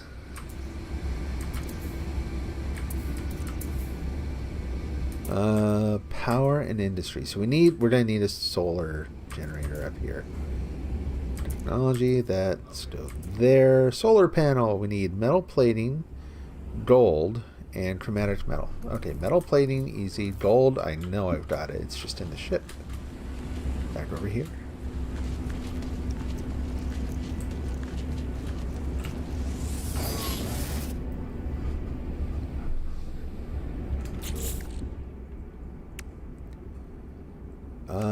Yeah, let's go ahead and do that. Free up a little space. Take that. Cut it in half. Put that in the exosuit. Hop on out.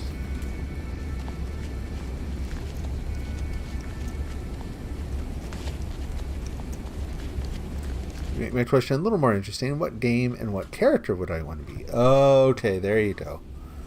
It has specific people.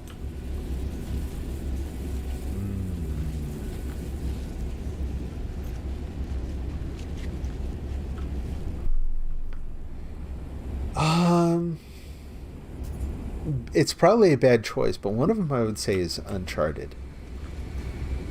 I like Nathan Drake's character. Like, rough life. You know what I mean? Like, that's wishing a lot of suffering on yourself. And also, you're a mass murderer. But, as far as games go, as far as that, you know, that would not be bad. Tetris, not be the long blocks. Oh, that's good. Everybody loves you. Can I put this like up on top of the box? Does that work? Why not?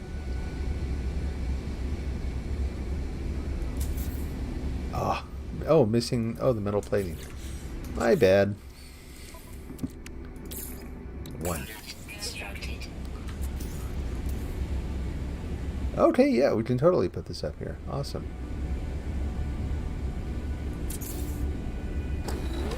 My Californian coming out. We can totally do it.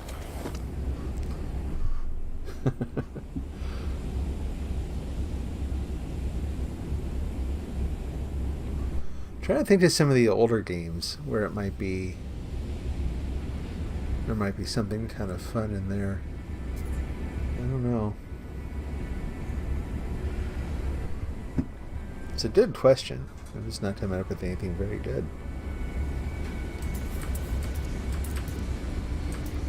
Battery. Magnetized ferrite. We need 60, so let's go make some.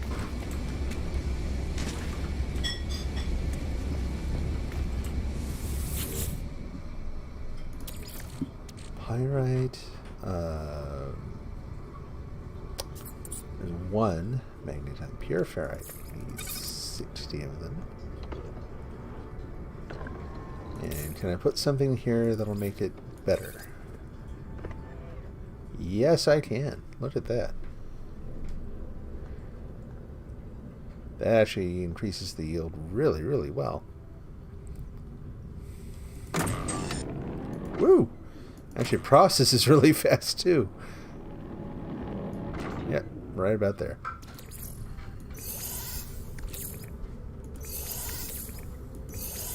Well, that's kind of cool. Good morning, everybody. Everybody have a good night's sleep. We'll leave that up there. We'll put the battery down here. Makes sense to have the battery on the ground.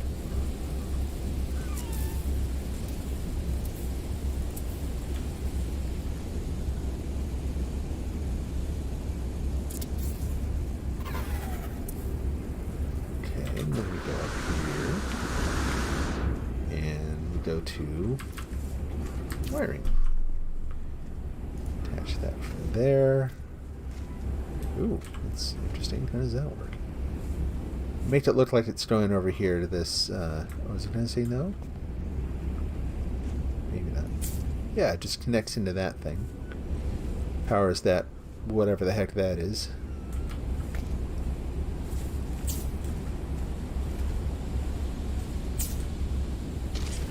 Nope, we don't want it going by the window, so we'll have this weird bend in it. That's, oh well.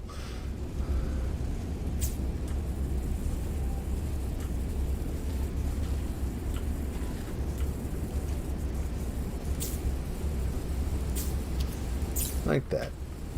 Perfectly normal, that. And from here, straight out to the box, and then also here, out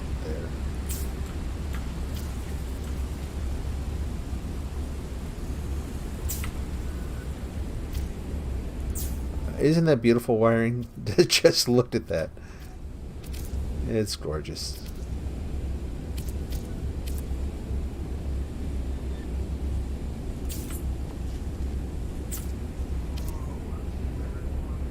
I mean, Joel would be awesome, but yeah, doesn't you know how that one goes? Exactly. It's like, yeah, I don't know, man.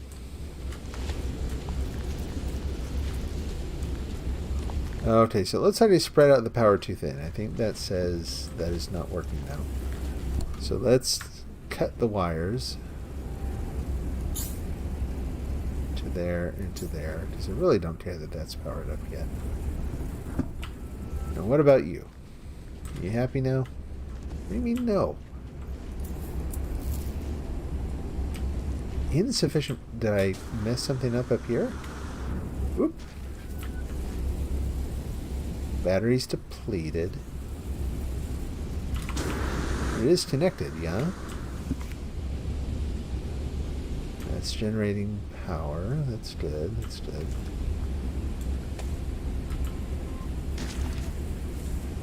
I do something. I don't know what's going on there. Oop! No. That's not how we remove wires. Did I not connect it there? Is that like... I don't know what the deal is. Just cut the wires and start over. Careful to do the wire and not the house. Careful.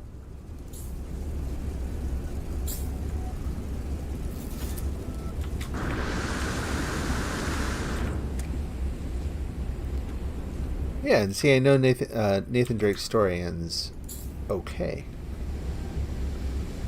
So that would not be so bad.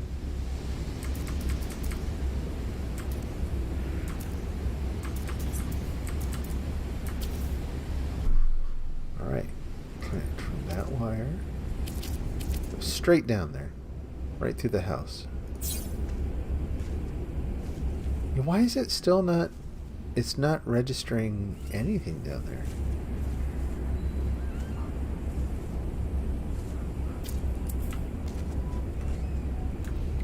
What's going on with this thing?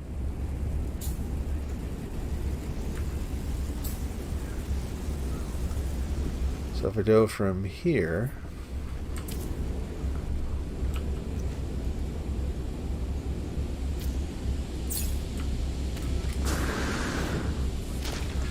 How much power does that thing require?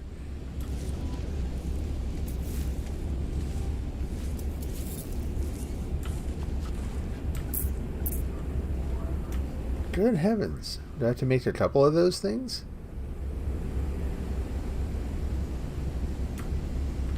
I don't know. Well, I'll be right back. I actually have to take a very brief intermission and be back in just a moment.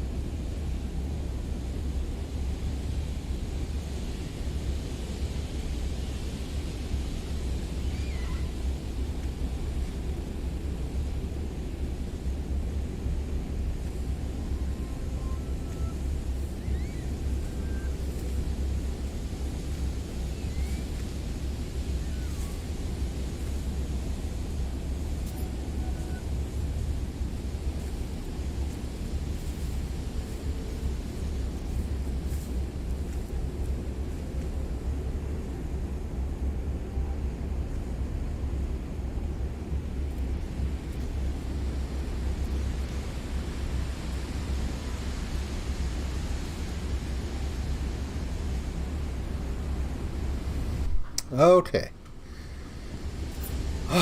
Let's see. Would have picked Red Dead Redemption 1 or 2, but yeah, a lot of the people have a terrible ending like Joel. Yep.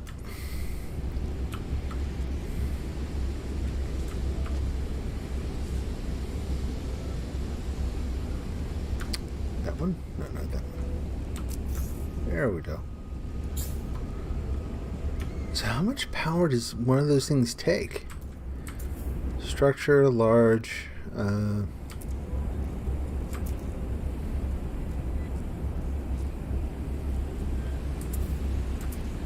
not decoration. Is it tech? Power and industry, farming, storage. Takes 5 power. What does this generate? What do you generate?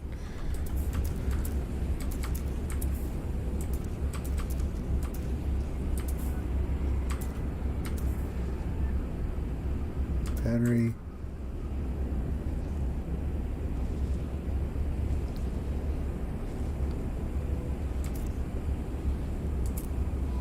$50. Yeah, we're fine. That should absolutely work. What is going on?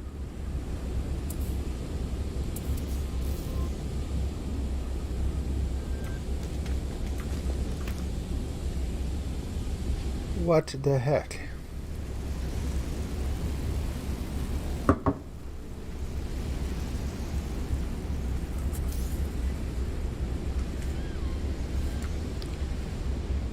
I don't want to just delete the thing.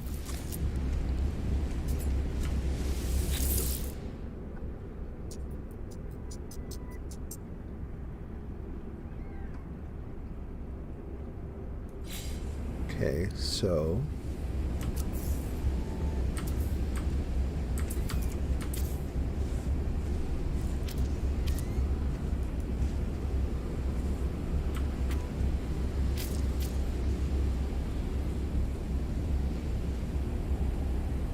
right there.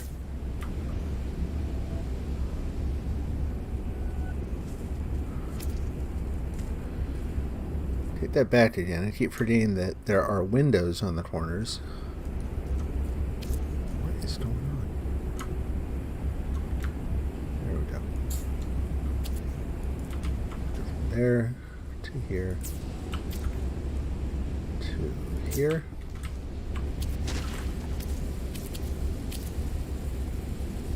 Through the building again.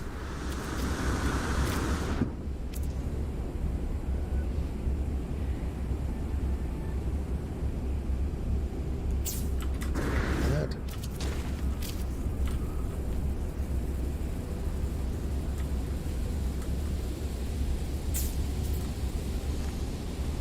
Again, just try connecting it directly. And it doesn't register as being powered. I gotta think it's because I put it up here. Like, it shouldn't matter. It allows placement. You look at this. Yeah, it's not registering that thing at all. Darn it. Alright, how do I get rid of it? Without losing all the materials I put into it. I don't think I can. I think I'm basically just screwed. Darn it. Bugs. Oh, I got some back. Hopefully that's enough.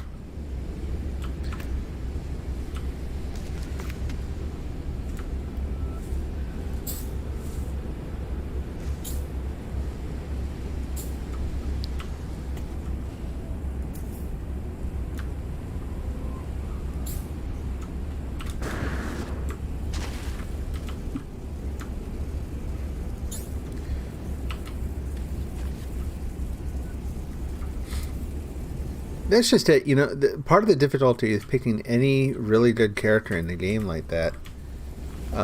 Is you actually get pretty much everything back. It looks like that's great. Good to know. Is that really good characters are intentionally made to suffer somehow, right? Like, it almost doesn't pick what doesn't matter what character you pick, they're gonna suffer. Because it makes for a good story. Okay, now it's working. Alright. Live and learn.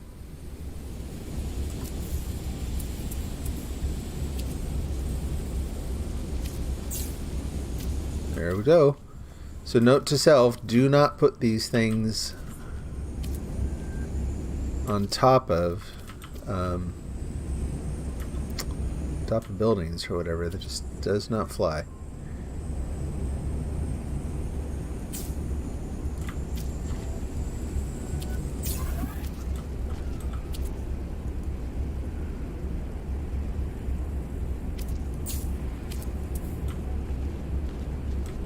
All powered up.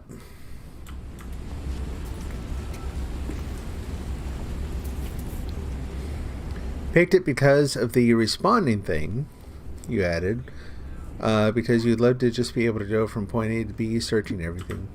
Yeah, that would be cool. Ooh, fancy interface. Whoop, close all that. Okay, look at this. This is more like it. Let's put all kinds of stuff in there, actually, then. Yep. You.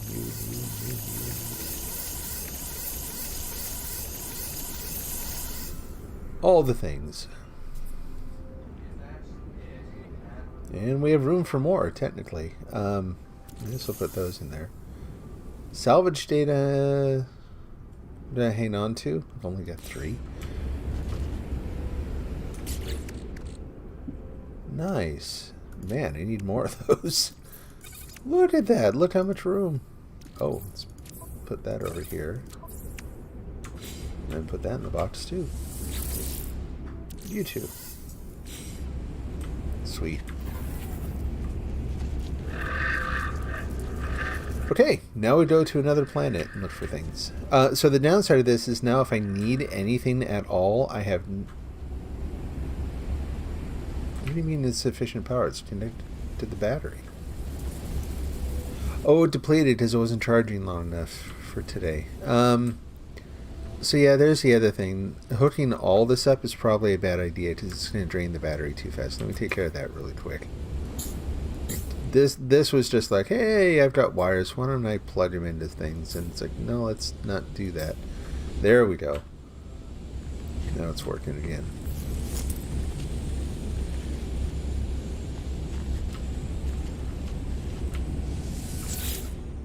So, for example, ferrite dust would actually be good to keep. Sodium for recharging things. Same thing with condensed carbon and oxygen. Where's the oxygen? Like, there are certain basic things I need. Dihydrogen to make launch fuel. I think the rest of it is okay to stay here. The rest, yeah, the rest I'm going to leave there.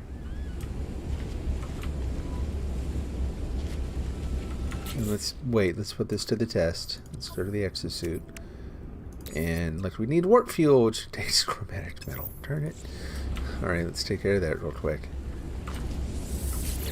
Every time I think, oh, I don't even have that much. Never mind. We're gonna have to make do with what I've got. I think I do. I've got one of those like warp things. I don't know what to call it. Teleportation devices. The guy you pick doesn't suffer too much during the game. In the beginning, cutscene loses his wife. That'll do it. But through the game, redacted spoilers, redacted. Yeah.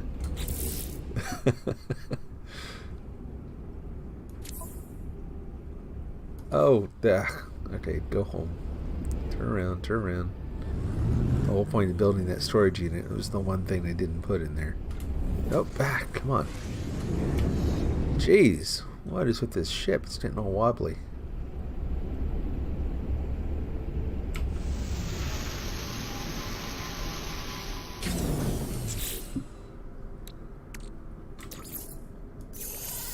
Anything else? Signal booster will keep in the ship. That's fine. That we kind of need for fuel.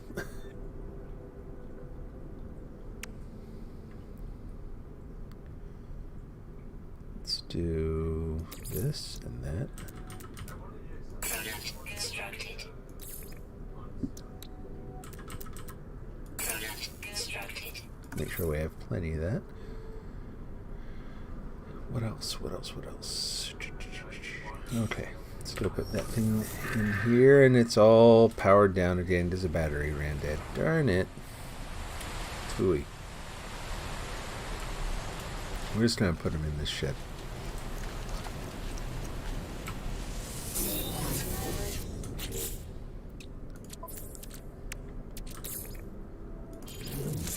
There we go.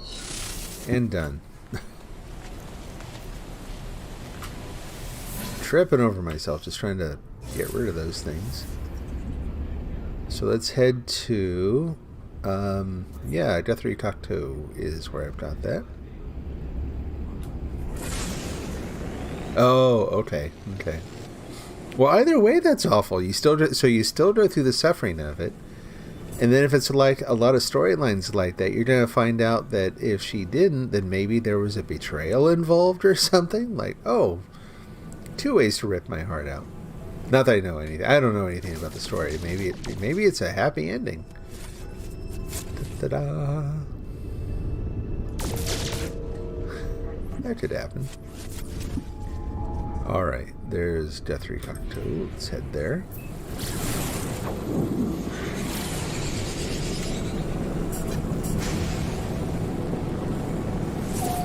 So for naming things on the planets, I'm going to custom name as much as I possibly can. But I'm not going to start doing that until I come up with a few themes. Like, the idea is that I will... Oops, rock. I'll come up with a few...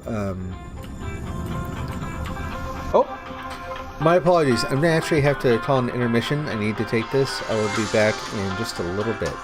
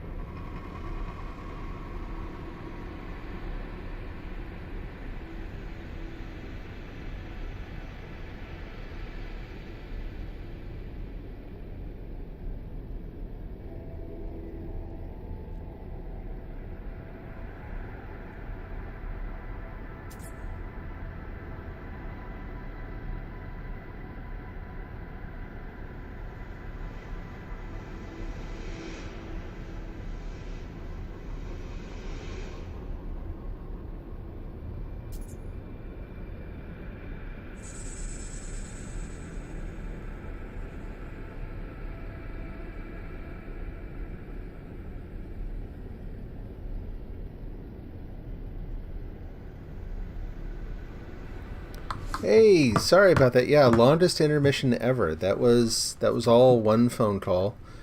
And thanks. Yeah, things went okay. Basically, so I don't know if I've talked about this here or not. My dad has dementia. He developed dementia. Oh gosh, must be. Why are none of these things working? Why are you depleted? But yeah, he developed dementia. Ooh, boy, year and a half ago, somewhere around there. And so, and he lived a couple 100 miles from here at the time. And it's one of those things where you find out kind of gradually because you just get some, you're talking and then so there are some weird things that are going on that you can't quite explain, and they can't quite, he's having trouble reasoning through things. And unfortunately, at the time, his living situation was not good. It's complicated. It's always complicated in those kinds of situations. It's never entirely straightforward. But he's in a better situation now. So that's good.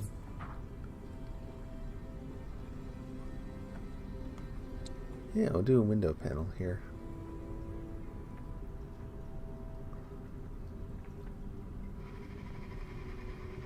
Yeah, it's okay. He's considering, and I appreciate that. Considering kind of where he is in general, he's actually doing okay.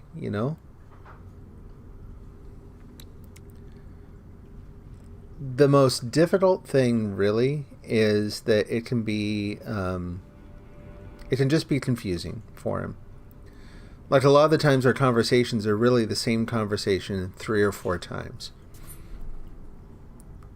At the same time, he can tell you all the stuff about whether it was cars that he had or movies that he liked. Like his long-term memory is actually not bad.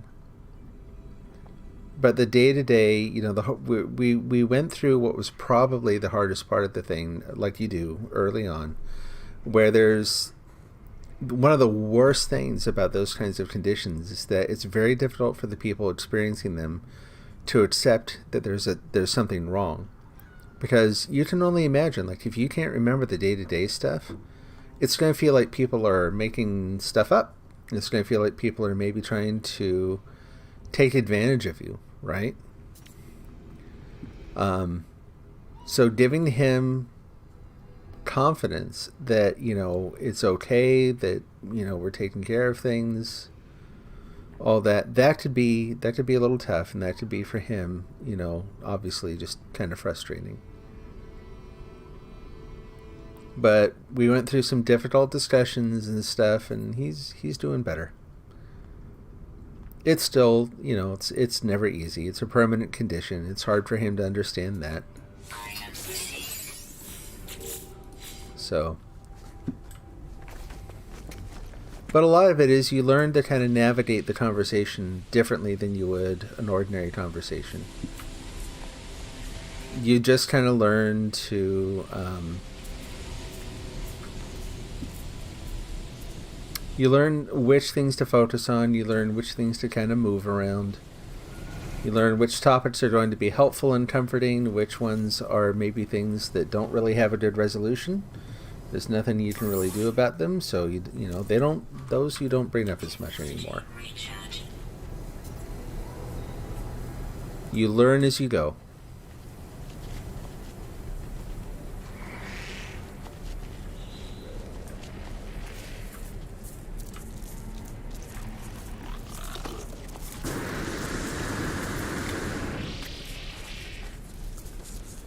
And here's morning, so the solar thing should open back up.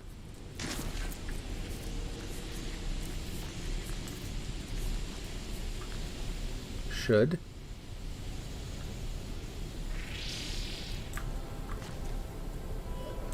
What is going on with the power stuff? Why is it suddenly... I mean, this was all working before. Why is it not working now?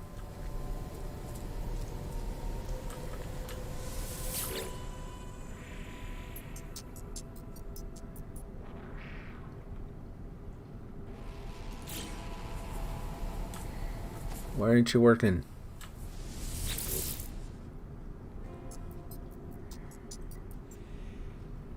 So it does say that some is used. I guess we gotta wait for it to get... We'll see what happens when it gets up above 30 or whatever.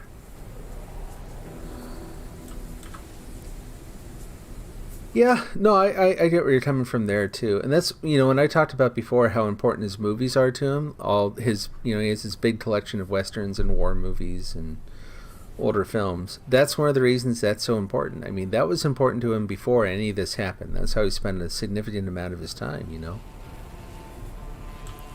And so now it's even more important. It gives him a sense of constancy. It's something that he can kind of focus on to comfort himself. There we go. All right, let's go in here. See where we want to go.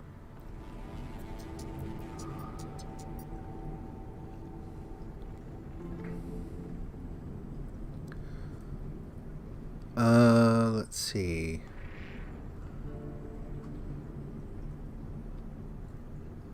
What about that one? Where is that one? Arctic planet. Yeah, let's go there.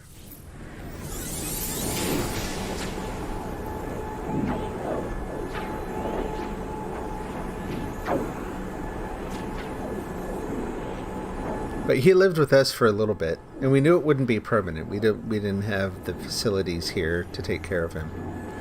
But having him live here for about a month showed us just, oh my gosh, the people who do this on their own,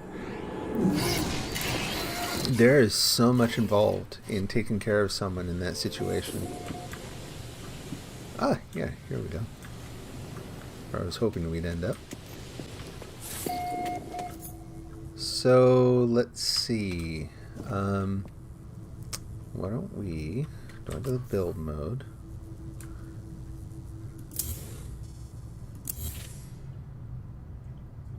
See if we can replace those first.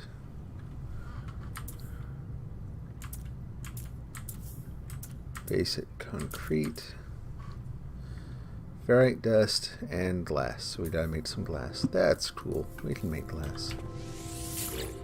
We need 2. So we need... I did grab that silicate stuff or whatever, right? I did not. Ugh. Alright, fine. We'll just go outside and dig a hole. This will take all of 5 seconds. So, and he still goes through these periods of, you continue grieving. There's no getting around that. That's just par for the course.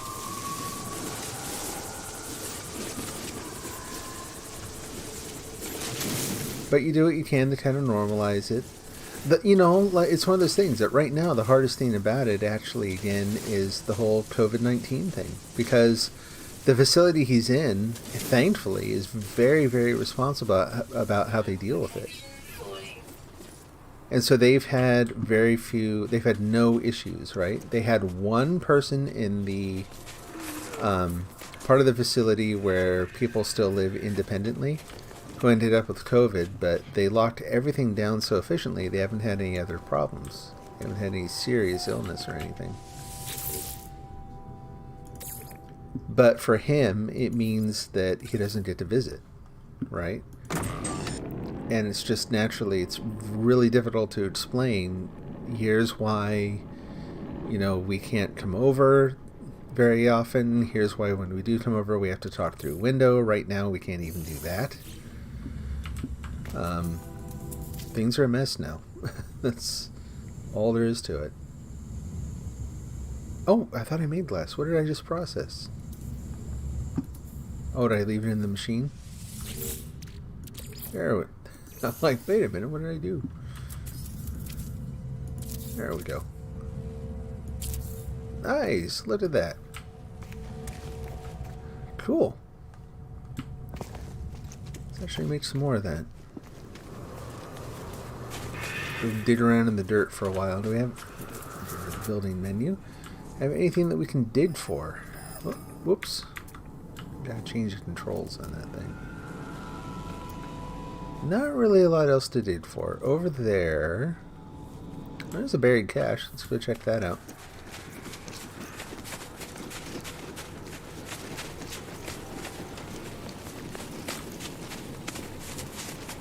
life support. Technology recharge. Thermal protection falling.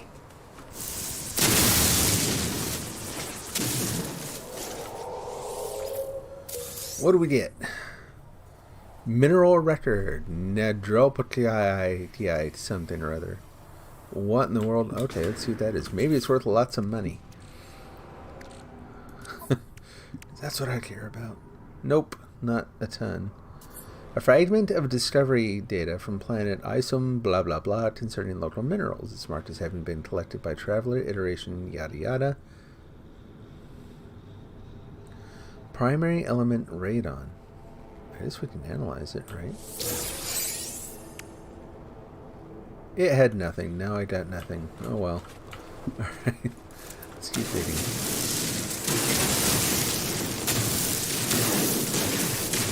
Give me all the silicon.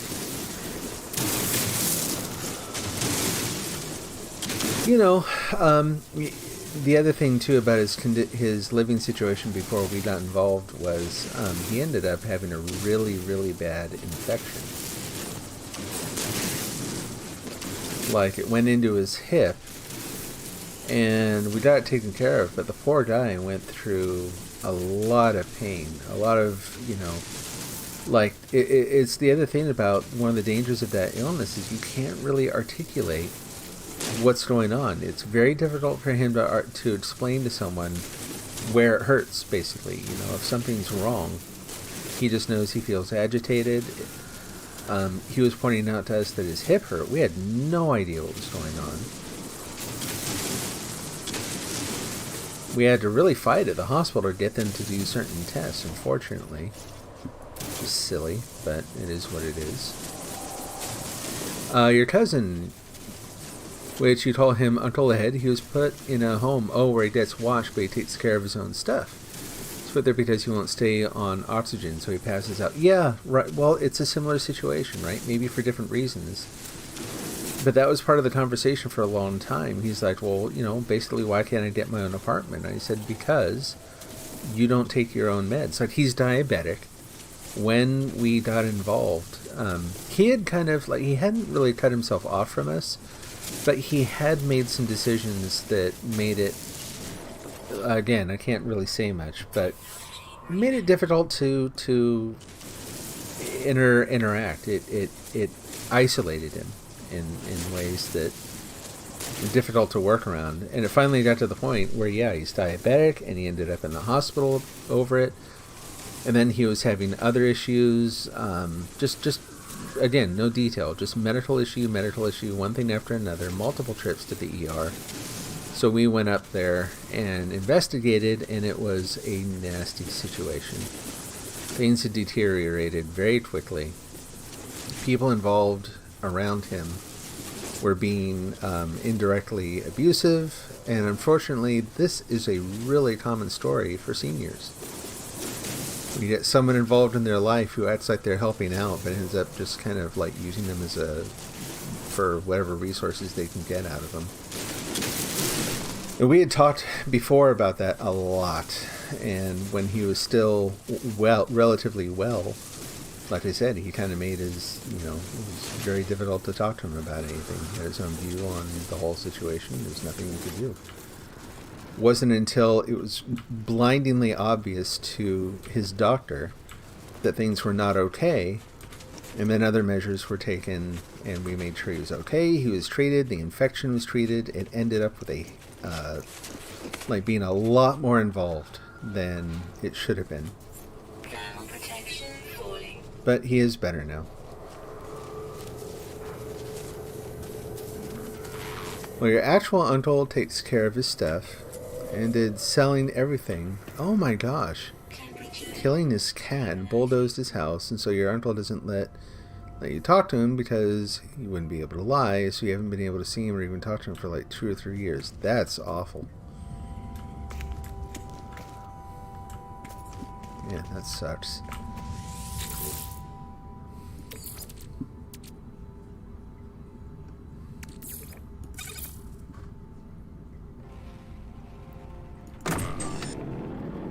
Oh man, it's never an easy road, is it?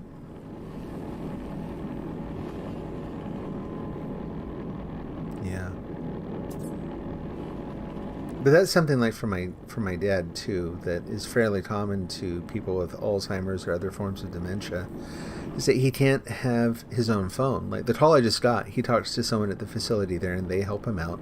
And yeah, he has his own room, his own movies. He takes care of himself, as much as he can. But he requires 24/7 supervision. Like when we were trying to help him out, I was trying to work at the same time, and it was so difficult.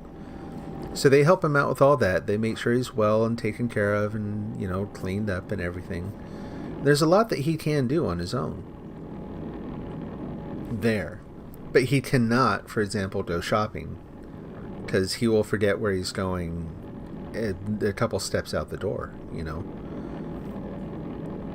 And he can't have a phone because he can become delusional. That was one of the other things that was really hard about dementia. With dementia, you often hear about people maybe forgetting.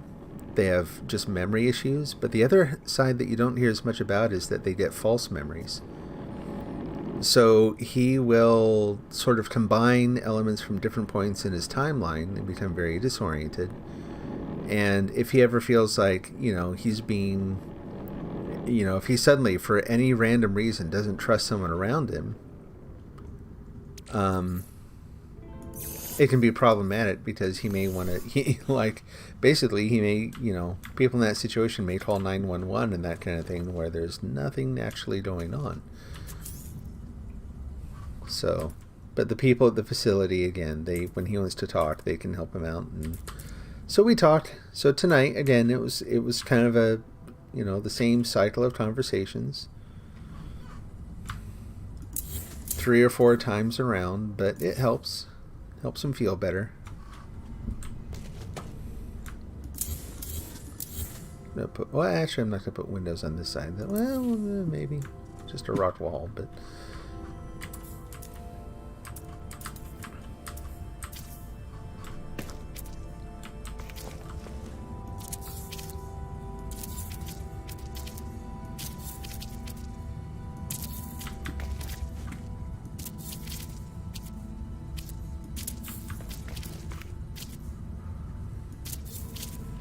so the first year was super rough. Things are definitely better now.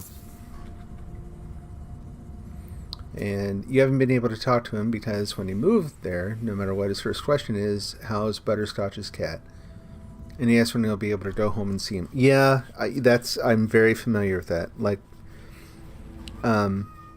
with my dad, he had a cat too. And we couldn't keep it.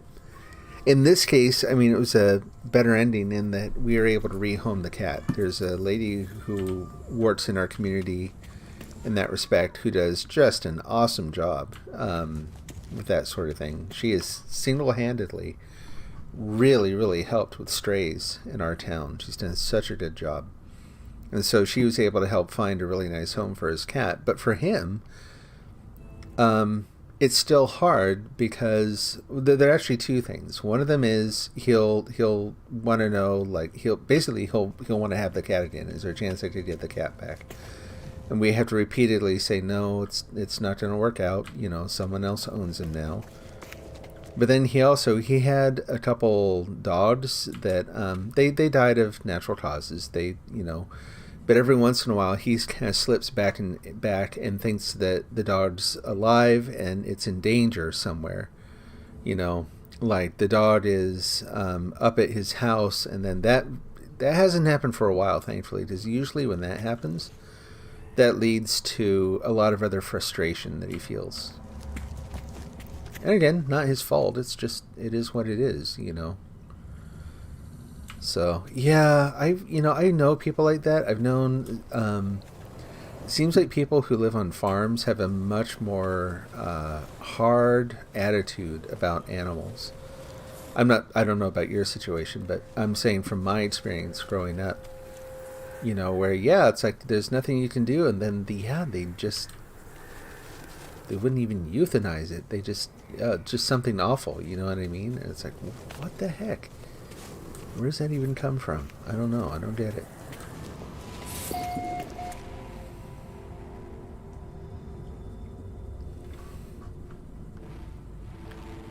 So I'm sorry to hear that, though.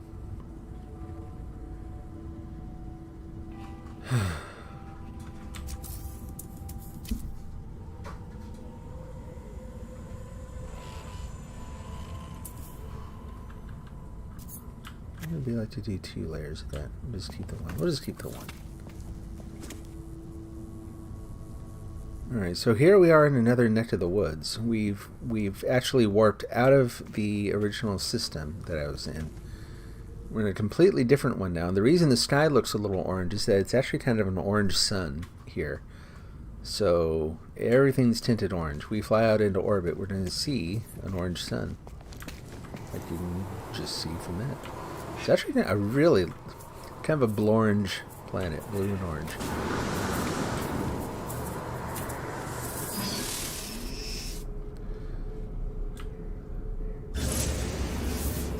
Okay, launch thrusters out, so let's do that. Technology recharge. Nose up, step on the gas, off we go.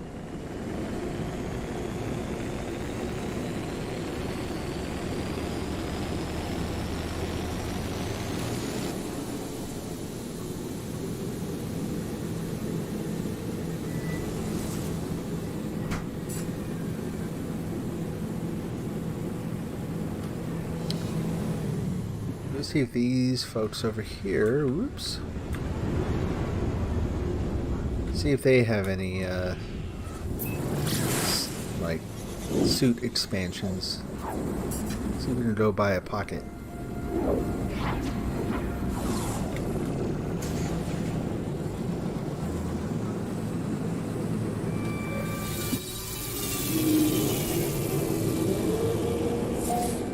But yeah, right now is especially hard because with the COVID lockdown, we're not going to be able to see one another for Thanksgiving. And he's still kind of processing that. You know, he has, we've talked about it enough times, he actually remembers that it can't happen, so he's kind of focusing on other things. You know, he's looking forward to Christmas and hoping that, you know, we can get together, and we hope so too. We would love for all this craziness to just be done. He's very low key. He's actually pretty easy to, you know, it's not like some families where it's a difficult situation, you know. He's actually pretty low key.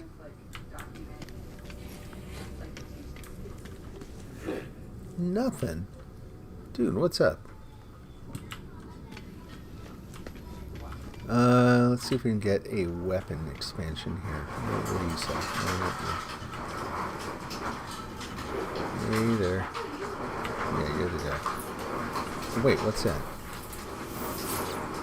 Oh, these I can't afford. That's what those are. These are the 2 expensive things. Purchase new slot for my multi-tool for 10 million units.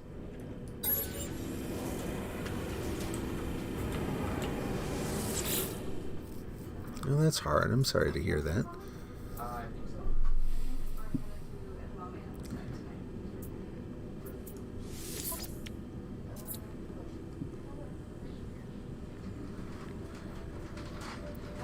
Yeah, I don't know.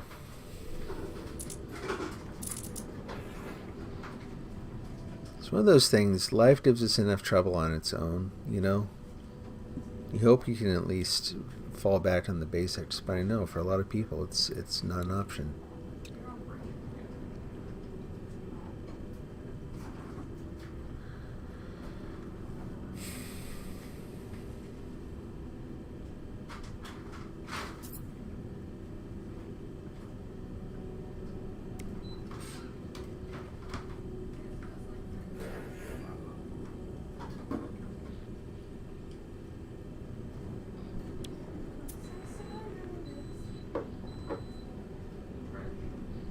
I can't remember which weapon I have. Let me back out of here.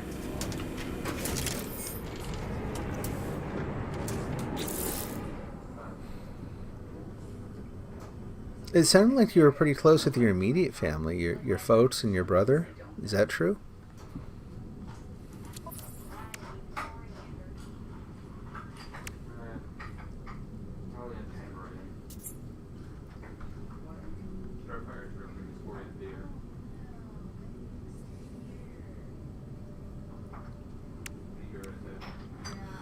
Your uncle hates you because you're a youth.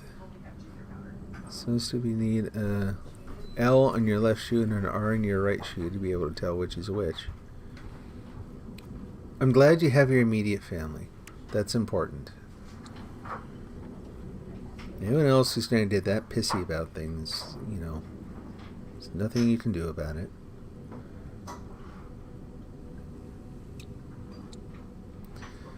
Focus as much as you can on the good things. Focus on the people who really matter.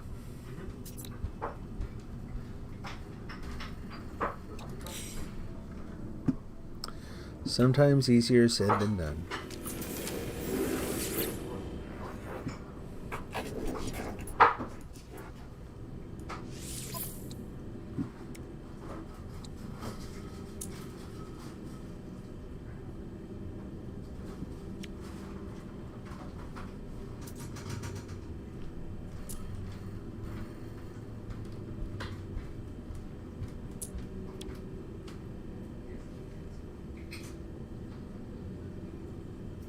Yeah, I'm actually more inclined to maybe look at the scanner upgrade. Let's do that. Product received.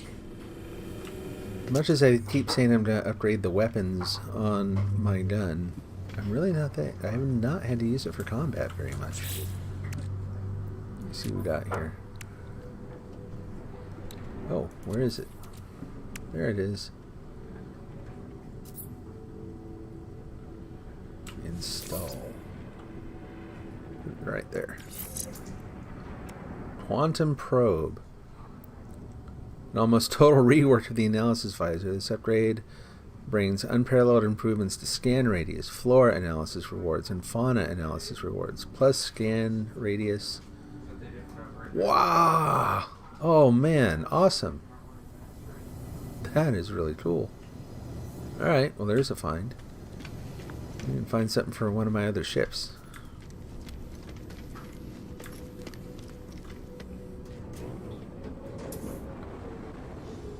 No, I'm sorry to hear that.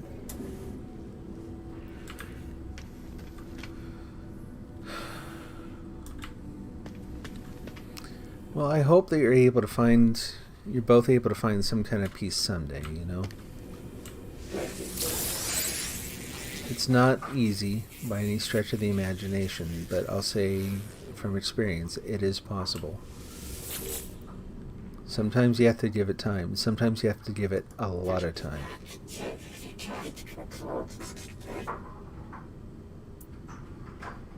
Sometimes other things have to change along the way.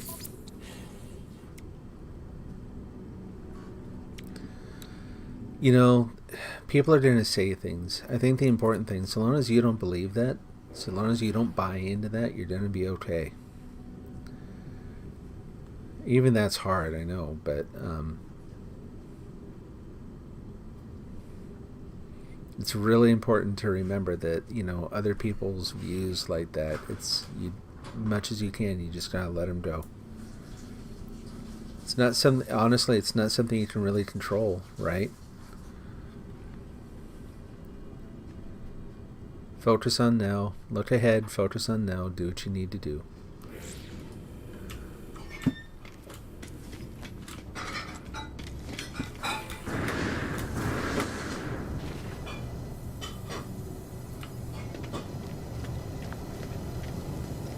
Much as you can, don't let him get to you.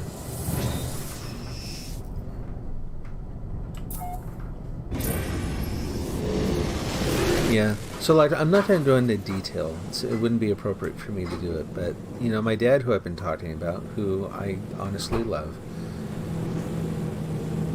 things were nowhere near okay for a really good part of my life, for a lot of reasons.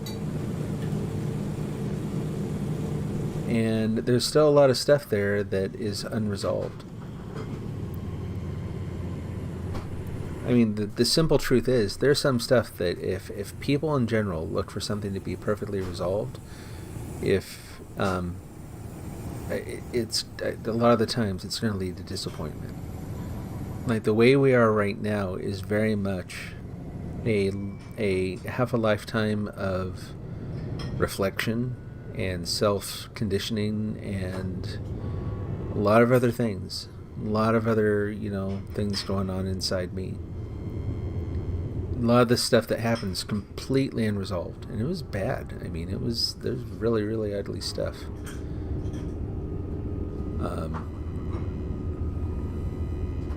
Criminal stuff. Warning. Threat detected. Oh, fine. Come get my stuff, you goober. Come on. So, like, if I had personally waited for some kind of neat closure, it wouldn't have happened. I would have been disappointed. And I can't really fully explain how it works. It's difficult to talk about because for someone who's in a situation, everyone's situation is unique. And for someone who's in a bad spot, for me to kind of tell the very general version of what happened in our case, is going to make it sound like I'm telling someone to let themselves be put in a bad situation to possibly be hurt again. And that's not what I'm advocating in the least. Not at all. You know what I mean? It's one of those things that there are no easy answers. I will just say that sometimes you have to give it time. You have to be the one to be ready for an unconventional resolution. Resolution that maybe doesn't answer everything you'd like it to, but you find it and you do it anyway for your own peace, not because anyone else necessarily did anything to deserve it.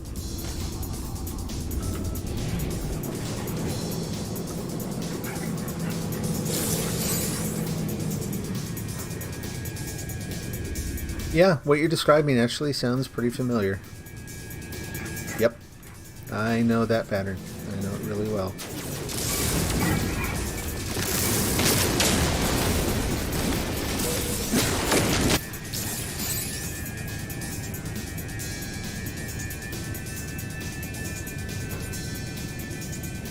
They're still playing danger music here. Are we still really in danger?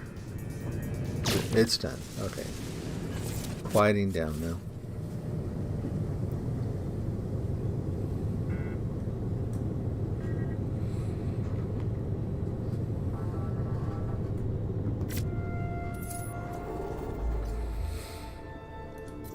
Okay, let's look for someplace else to move to. Indium drive required.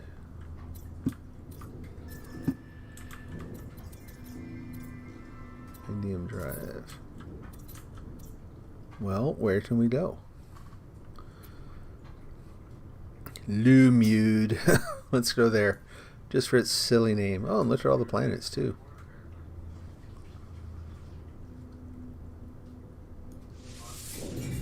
And we're off. He doesn't like you because you challenge him and he isn't used to it. Yeah, so like in my case, it was kind of the opposite, I think. I was extraordinarily quiet, timid kid. And I think that upset him, honestly. You know what's funny is I don't doubt that he actually loved me, but there was some, again, it was pretty... Oh, I'm not doing this. That planet looks good. Let's go there. Oh, they're already here.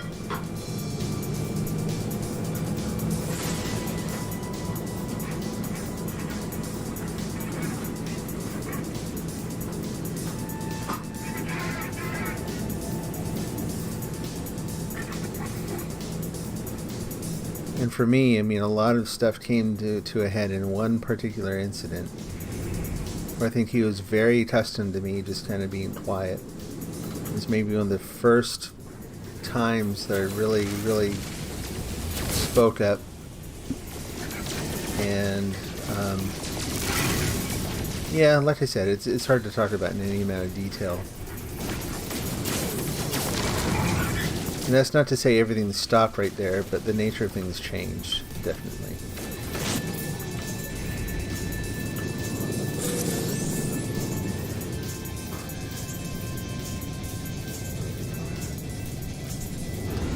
No one? I can do this all day, goober.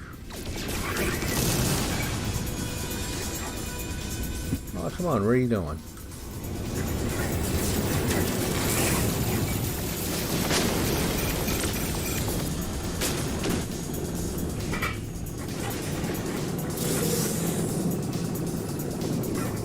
Stealing all their shit parts.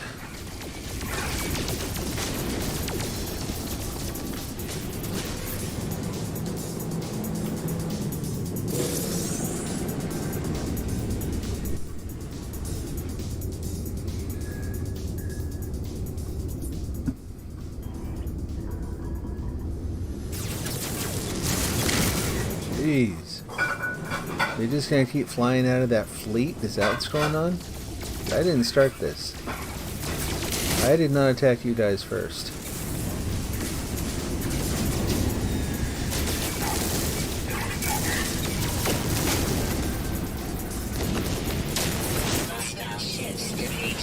So maybe mind your own business and we'll all go about our way. Oh, emergency comms established. I did not see that. You're quiet too, but you don't let him push you around. Your dog barks a lot, and he was tired of hearing it, so you acted like he was going to kick the dog, so you got in his way, and he had a lot of...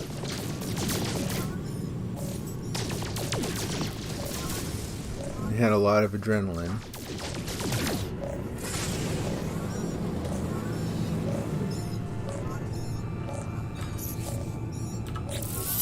What is this about?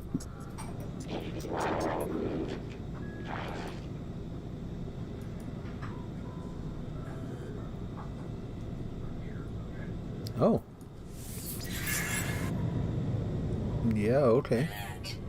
Navigational data received.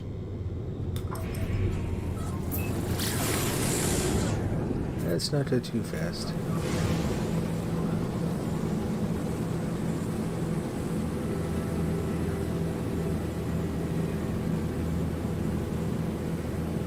Doesn't say how far away I am from the freighter. That's a little... There we go.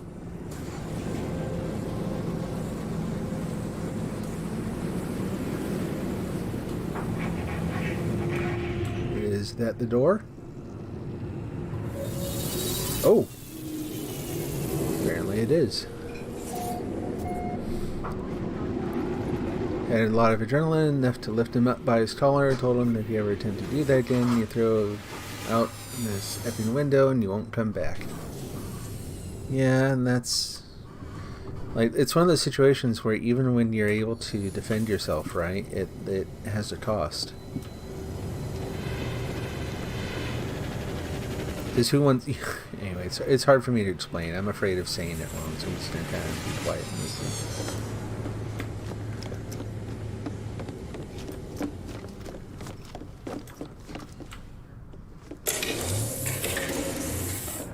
Where I'm going on this ship.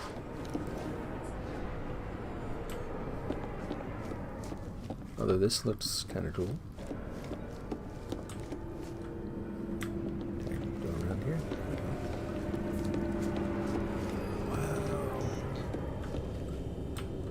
Wow. Oh, wow.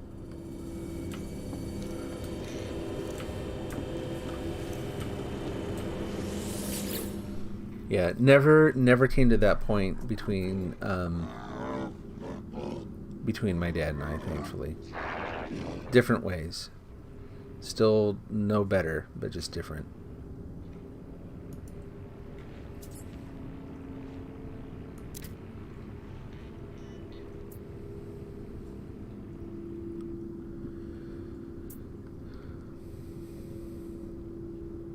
Oh yeah, yeah. No, it's cool.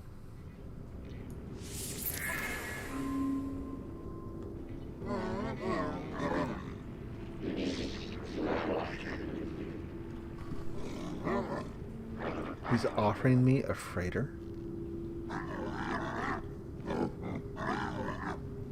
serious? Why would I not?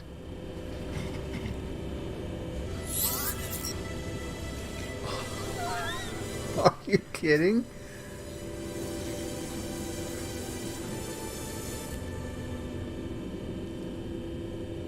Oh my gosh. Your situation's a little intense. So your situation is ongoing too, huh? Like it's still going on?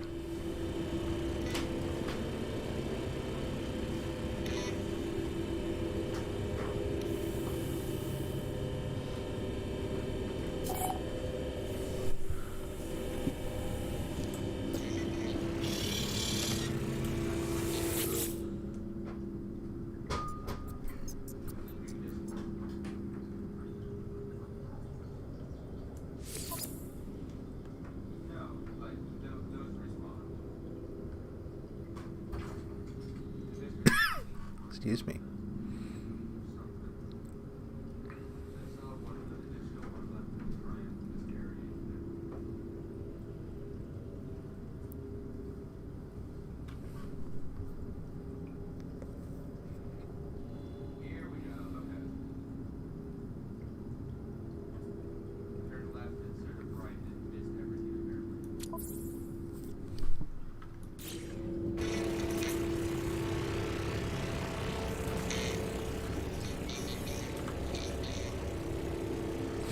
You don't get along at all. You don't leave because your mom and brother. Your dad doesn't kick you out because your mom would kick him out before that happened. Man, that is a hell of a lot to live with.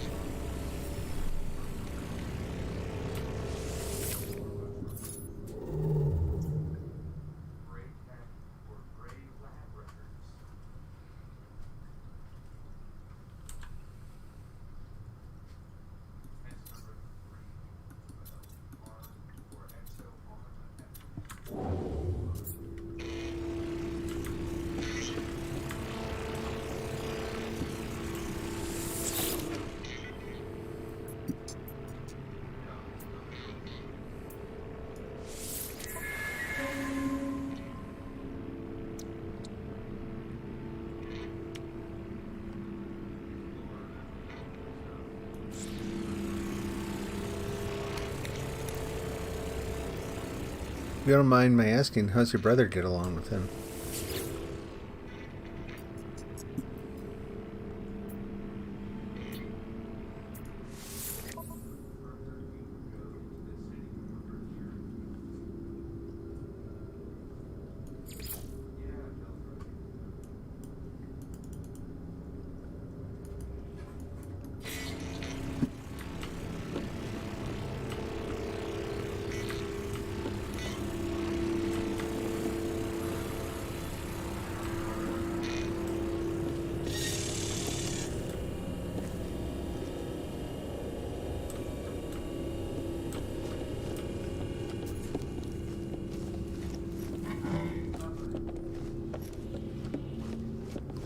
Your mom would be crushed if you left, she said. You can stay with her forever, and she genuinely means it.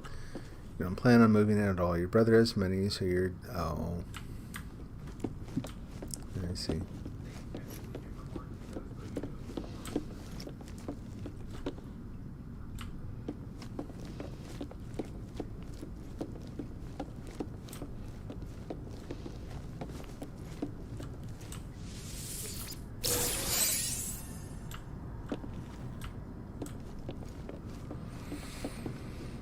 Yeah, that's tough.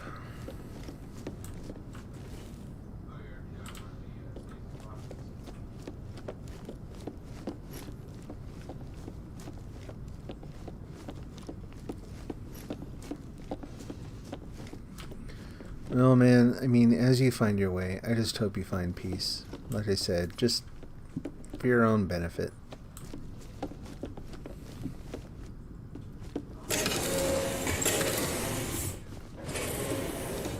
Like I said, life's hard enough without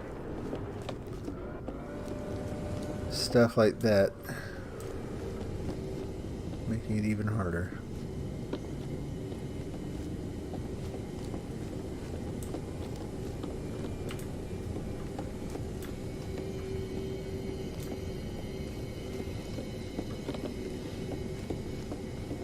Oh, good. I'm glad.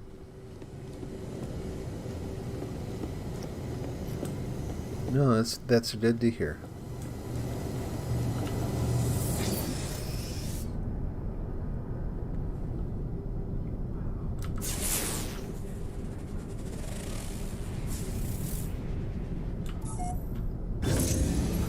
Not everyone in your situation can say that.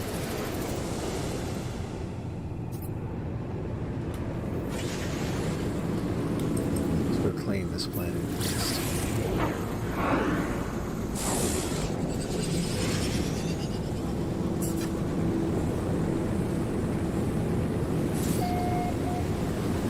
It's mostly ocean. There's an island.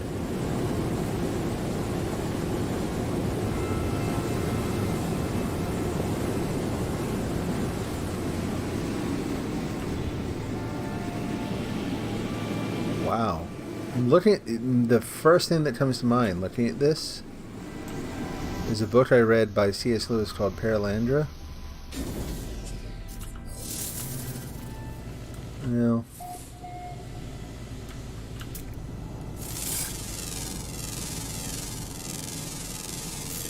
Units received.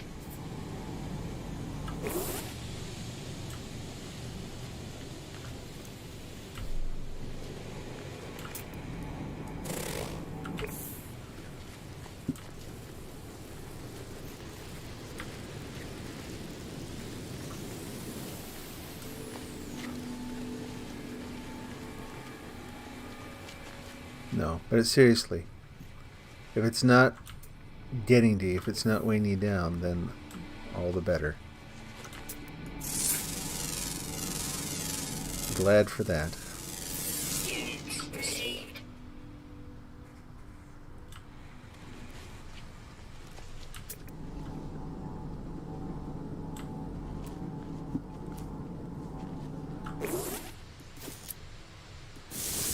That's wrong beam.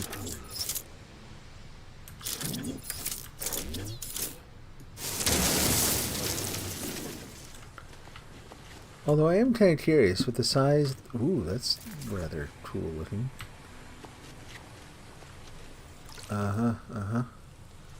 Yeah, that's a nope.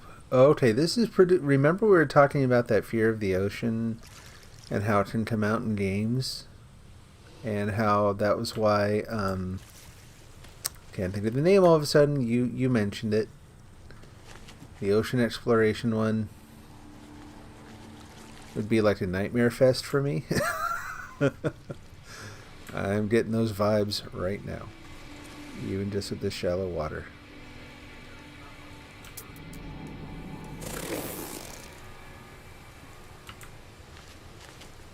Subnautica, that is the one. So if I want to have Irma nightmares, something's gonna swim up. I know something's gonna swim up. Weather warning. Incoming storm. I keep floating to the surface, and it says all the plants are mean. I'm leaving.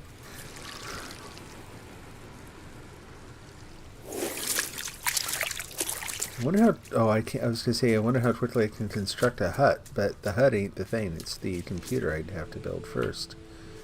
I do like this place, though. It'd be nice to actually set up a base here. Let's see.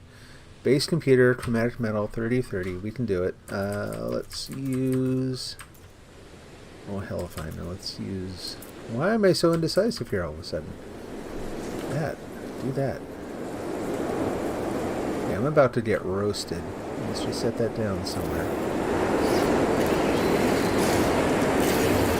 Come on, come on. Yes, yes. Cartographic archives, all that. Yes, claim base. Got it. Now, quickly. Small one-room concrete shack.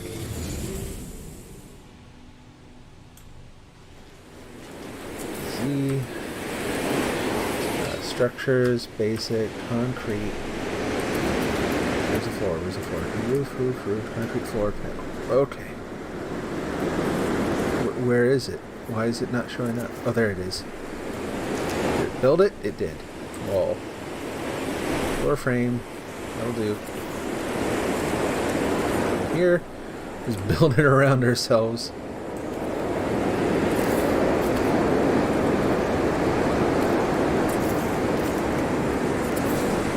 And of course, roof.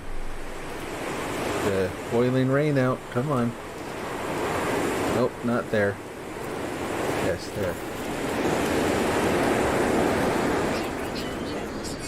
Woof. Let's sit here and watch the storm. I actually really like this. This is cool. Your uncle for the longest time was extremely disappointed in you because your reading level in 6th grade was 4th grade level. Yeah, people make up the weirdest shit to be frank. Pardon my French, but that is such a bizarre... Anyway, I'm trying to... You know what? They had to test me when I was in preschool, even, because they were convinced I had a learning disability. They thought I had vastly underdeveloped language skills.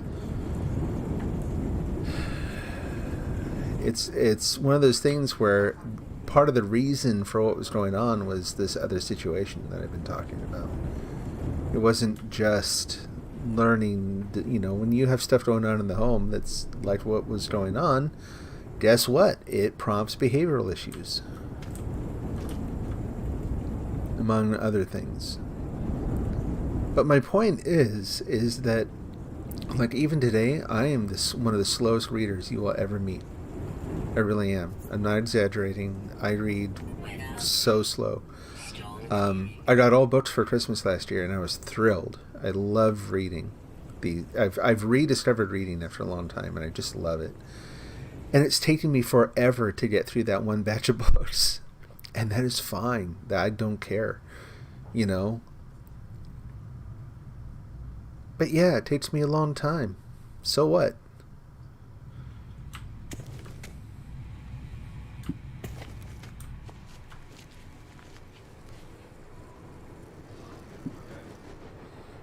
This little shack on this random little island is awesome in its own way.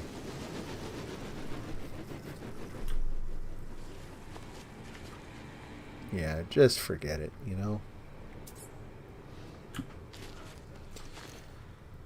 People are far too concerned with other people instead of themselves. You know how many times I hear on the internet, here's what you think. Here's why you do what you do. It's like, you know what, Jack? Using Jack rhetorically. You know what, bub? Go figure yourself out. That should take about a lifetime, maybe a little more. Then you can start maybe offering some tips to other people. Principal did testing with you. He did in 6th grade. He got good grades in math and horrible grades in state testing. He was trying to get you suspended for cheating. How lovely. You just suck at testing. I'm the same way. So another good example. So I do really poorly on certain kinds of tests. I can't even quite pin down, like, if you ask me to categorize it, like multiple choice, it's like, well, no, it's not really that. It's very difficult for my brain to make assumptions that are necessary to navigate some basic things on tests. And it ends up, here's the really funny thing, it ends up being an asset in my day-to-day job now. My inability to make assumptions makes me question a lot of things, which leads me to find insights that other people don't see. It's an asset now. On tests, it's a liability. Because I can't just read something and go, well, like I read a simple question, I'm like, well, what about this and what about that? And I can't, my brain won't let it go. And so I test slower. And I overthink certain questions, which again, what's overthinking in one situation is deep thinking in another. I sympathize. I'm not just trying to return what you were saying with, and here's my story, every single time, but I'm saying I get it. I sympathize with you. I know what that's like.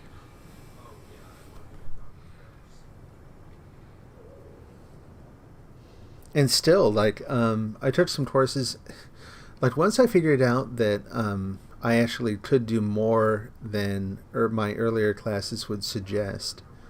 And I started taking much more advanced classes, like in college, and doing okay in them, actually doing really, really good in them. The tests that I tended to do best on were the ones that were based on real life.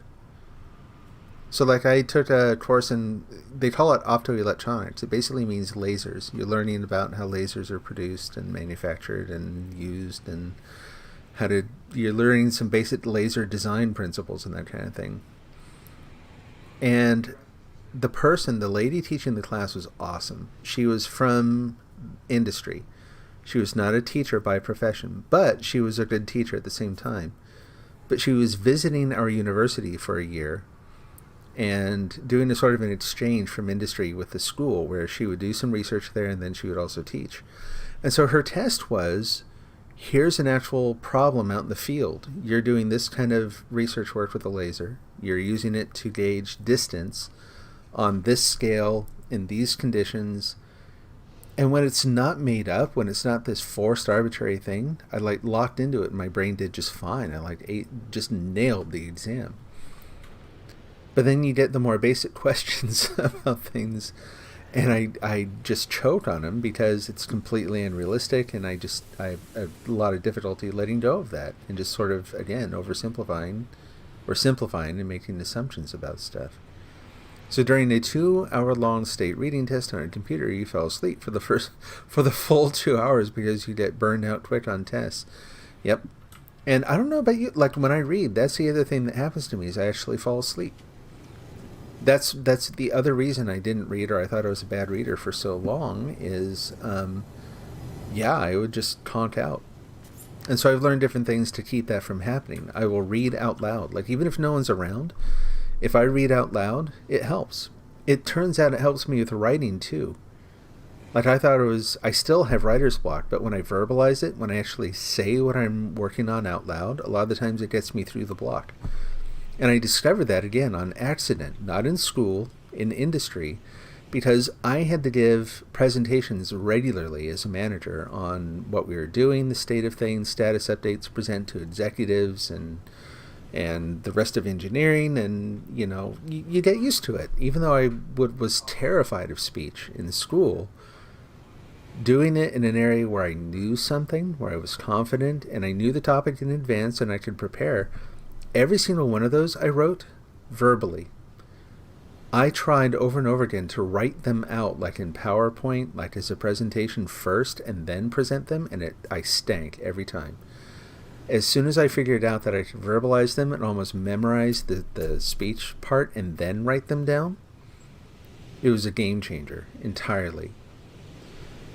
The thing that education very often doesn't help us do, a lot of the times it seems like it's viewed as figuring out how to cram the most skills and knowledge into your brain using standardized techniques, standardized tests, group classes. A really, really good education system instead teaches you how you learn best and gives you motivation and guidance to do that. And that is rare. That is just, it is a much more difficult problem, and it's very rare. I can point to a couple times in my, academic career from grade school all the way through college when it happened. And like I said, they were game changers. They were things that completely changed how I approach things. And it keeps going. There have been a lot of them that I didn't learn in school. I didn't learn them during my education. I learned them, working a job where you have, much more practical constraints. They don't always make sense, but very often they're more like when you have to get something done in a week and very little else matters, it constrains the problem in a way that you can work with it. It actually teaches you to find what's important quickly and work through that. Anyway, I think you get the idea. But so I need a theme for this planet. Jamie, you're really good at thinking up stuff like this. Names and that sort of thing. What I want to do with each of these planets is come up with a theme. Now, it could be a movie, it could be a game, it could be But it's got to be something where I can get a lot of names. And the names don't have to be people names. They can be names of technology, places, things, made-up words, real things, catchphrases, memes. Doesn't matter. But like on the other planet I'm on, I'm naming stuff after bands I like. Let's see, the math teacher I had when he dropped out would sit there rubbing people's shoulders and arms in class. Inappropriate touching. Creepy as hell. No thank you. Jeez. And I knew a few of those in high school. Also creepy as hell.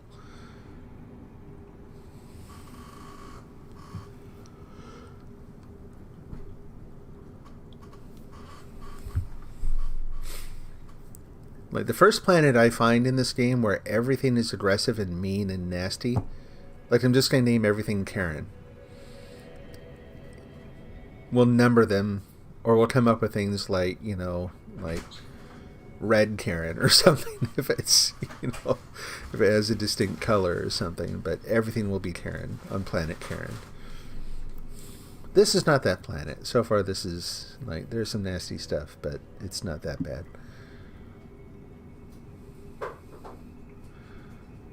So let's see. What can we use? What's another sort of an obvious one? I'm drawing a blank. That's okay. No worries. I'm looking around my desk. Yeah, there we go.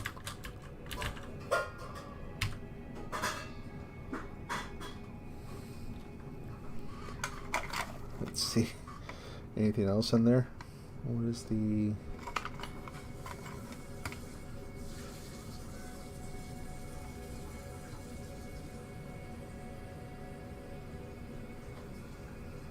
Oh, funny.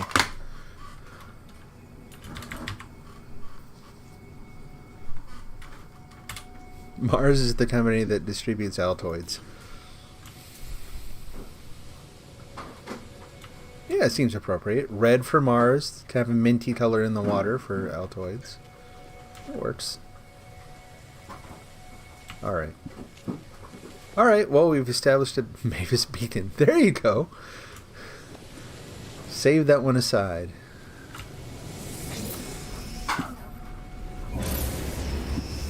See if I ever come back here. Yeah, I'm familiar with Mavis Beacon. I don't think I've ever used it, but I sure know it. What happens if I hit the water? I'm just gonna try. Gonna fly down. Watch me just do a nosedive like a... Oh, that's cute. Little lagoon on that planet.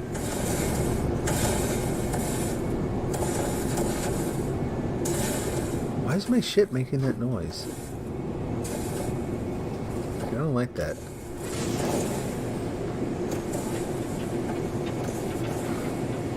And now that I have that carrier up there in the atmosphere, like, I have no idea what to do with that thing. That was not part of the plan, was to pick up a giant ship while I'm here. Oop! Back in the ship, back in the ship. Didn't realize there's still the storm going on. Freighter command. Oh, we gotta talk to the commander again. We'll do that before I leave. Oh, it gave you the fear of open waters. That was the shark one. I didn't know that was the shark one.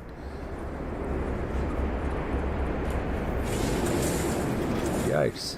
Look at this. Look, there's going to be like one guy in frazzled like shorts and a straw hat. Oh, now the tree's gone. Spoke too soon. It looked like your typical sort of deserted island, right? From the cartoons where you see a guy stranded there. Kind of like that. Man, is there any landmass here?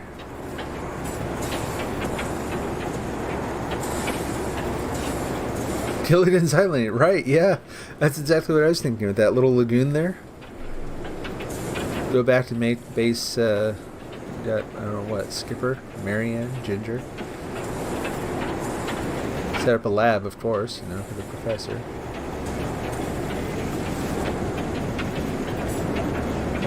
Base SS Minnow.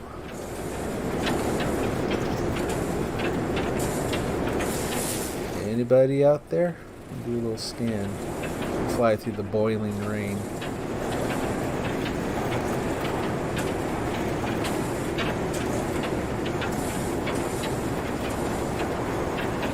Man, there's not a lot of place to land here. Yeah, yeah.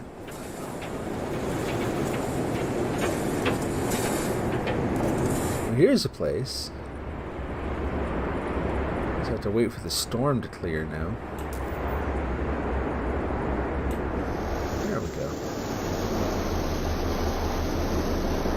Lots of storms here, unfortunately.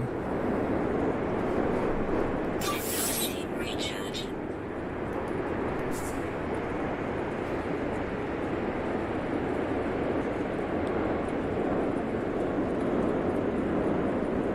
How long do the boiling rainstorms last? Scalding rain, back in. Never mind. Like, how bad is it? It's like, no, it's actual boiling rain. Don't bother. Whoa, what is that? Oh. It's attacking things. Oh, yeah. Like every day after school. Gilligan's Island. Didn't even go over and eat it. It just went up and killed it. That's nasty.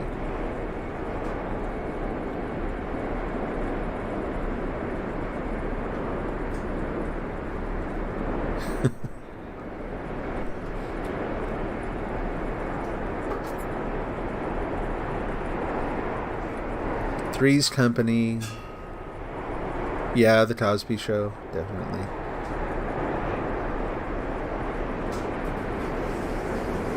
One day at a time. All sorts of them. We're going to speak to the freighter's navigator. Okay, not the commander. I really, really want the hot rain to stop so I can go scan some of these things. Bzzzt. That doesn't work though. I can't use my scanner from inside the ship. Well, I established a base. I may just have to, like, get some heat protection and come back sometime. This rain is not letting up. I'm really curious to know just how mean that thing over there is, though. Weird bull that insists on walking around on its hind legs all slow and awkward like. Like, what is it sneaking up on?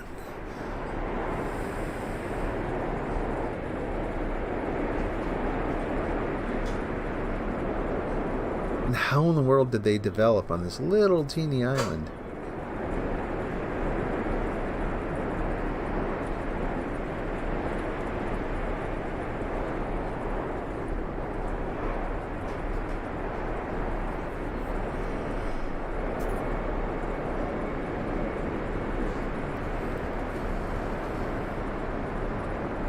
Man, the rain just will not let up, will it? Weather update. Storm clear. Yeah, fine. Prove me wrong. See what we got here. Units proceed. Behavior reckless. It eats ground meat.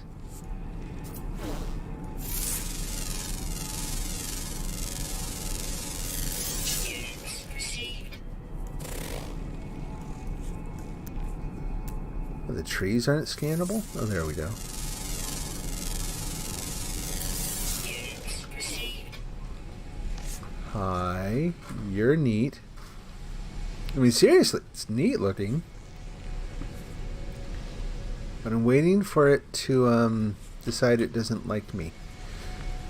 Just waiting over here. Is there another one? Oh, it's you. Go away. Stop. Hey, little guy.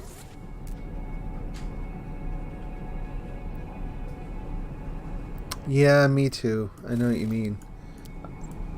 He did a performance in my hometown we got to go see, and I got called up on stage. I said something really stupid. I wasn't clever or anything. Lost opportunity. But it was kind of cool to stand there with him.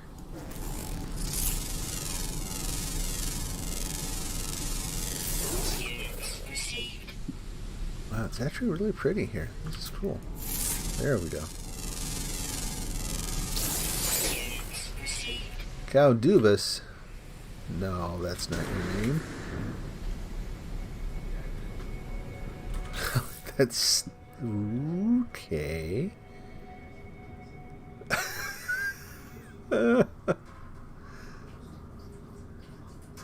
Oh my gosh.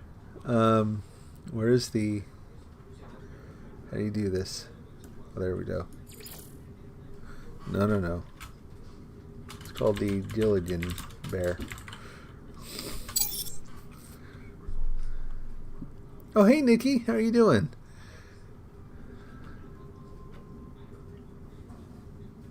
Now, how do I upload just this guy?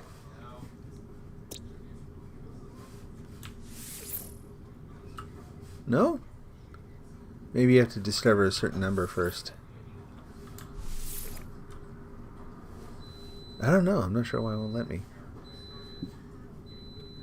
This one absolutely reminds me of Spore. I think it's just bizarre looking. Oh, that one almost got a realistic name. Look, the Q Barogium. Rename and upload.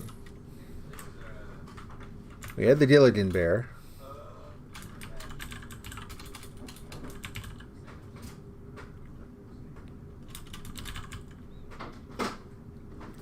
Bull? Kind of?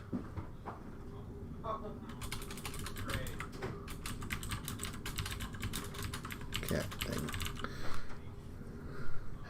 Good. I'm glad to hear that. We'll just call it Skipper Bull. Ooh, you get nanites for uploading stuff.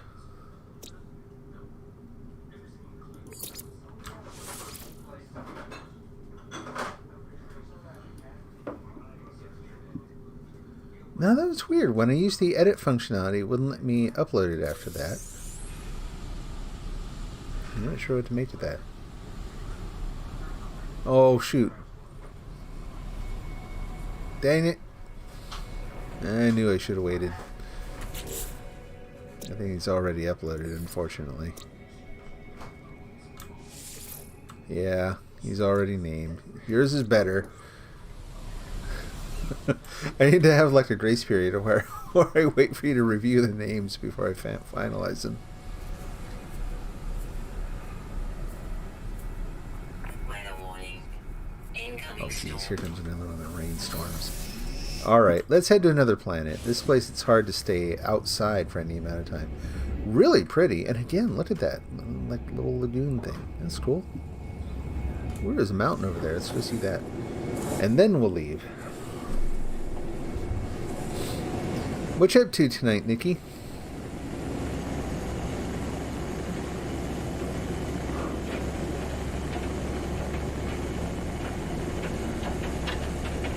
This is cool looking. I mean, come on, little like volcano island. That is, it's not a volcano, is it? It looks a little bit like a volcano because of that. It's like a cluster of sodium over there. Anyway, I shouldn't mind that. Professor Bear.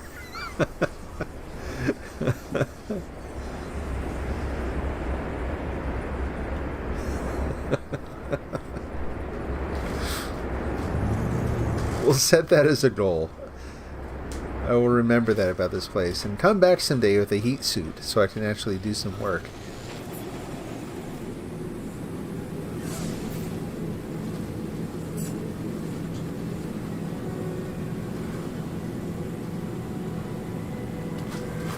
Ginger Bear. Yeah. Could be Ginger Cat too. Not a whole lot. Just finished up your dad's birthday. Well, that's cool. I hope you had a nice time. Hope you enjoyed it.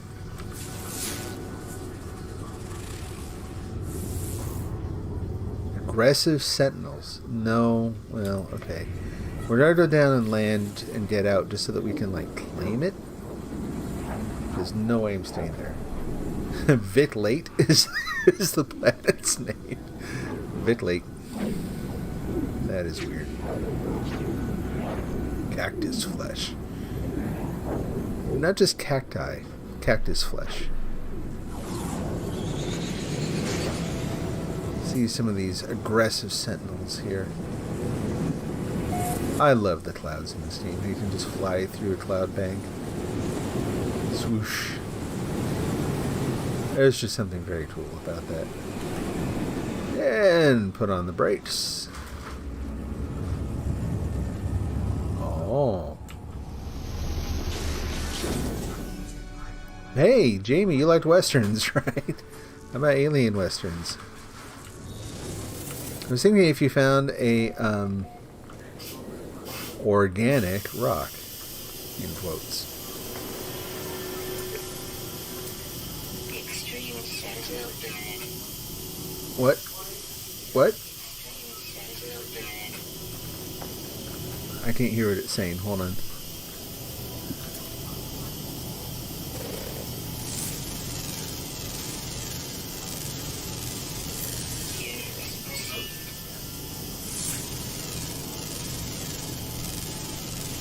Ground protection falling. Mine. Mine. Mine. Sentinels are going to get ticked. What do you want to bet? Or not.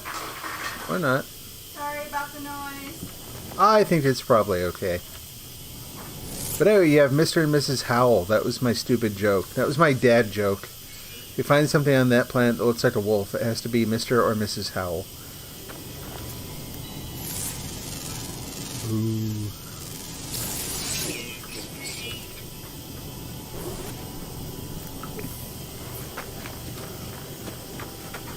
Oh look, fire. Man.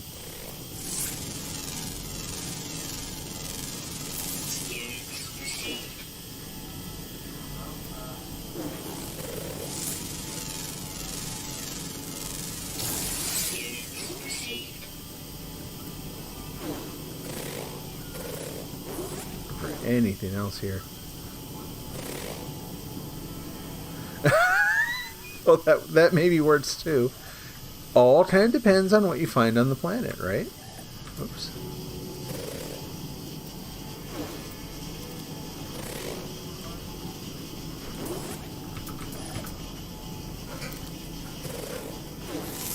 Oh, there's one more.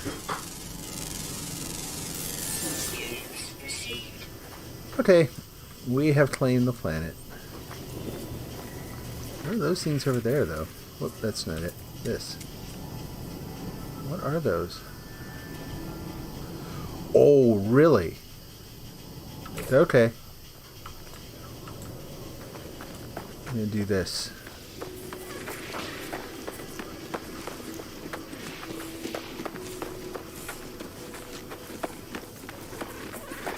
What I'm trying, like, I'm gonna get the Sentinels mad at me. That's gonna happen. Guaranteed. I just gotta time it right so I can make it back to the ship without too much headache here. So let's see. I wonder if I've got enough launch fuel in there to do this. Turns out I do. And then the other thing is making sure that I have that lined up. And why do I have so few shots? Oh well. Here goes. Wish me luck.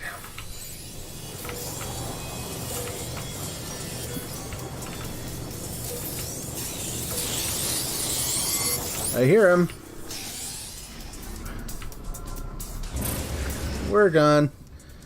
Let's refuel that thruster in case I have to land again. Nose up, and we're out. Bye-bye. They're going to follow me into space at this point, though. Yep. Alright, we gotta find the space station and get there quick. Oh, they disabled my pulse engine. What is that blue eye? I've not seen that before.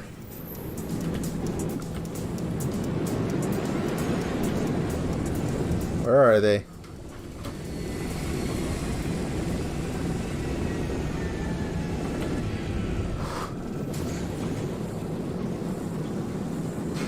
Did I shake him?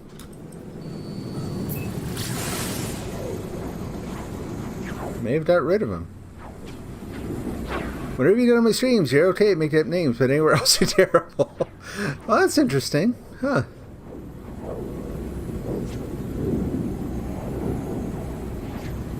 Something about the mood, maybe.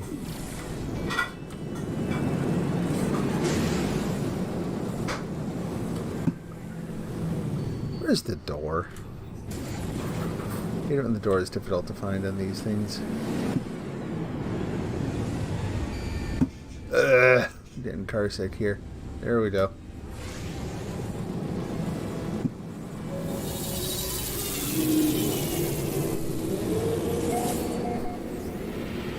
See how much we get for those Gravitino balls now.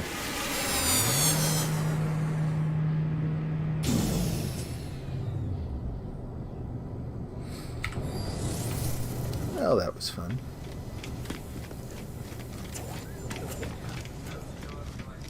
And give me a suit expansion.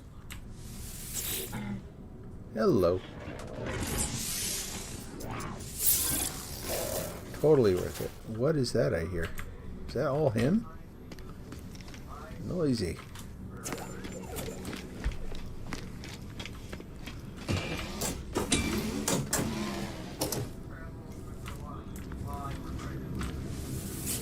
Okay. Let's see. It goes directly to sell. Or was it? Gravitino ball. Yay! 100,000. That was worth it. Just hang on to the glass. It's kind of nice for making buildings on these places. Anything in the ship? Probably not.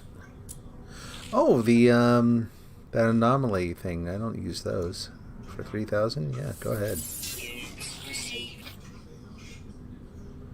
And I think that'll do.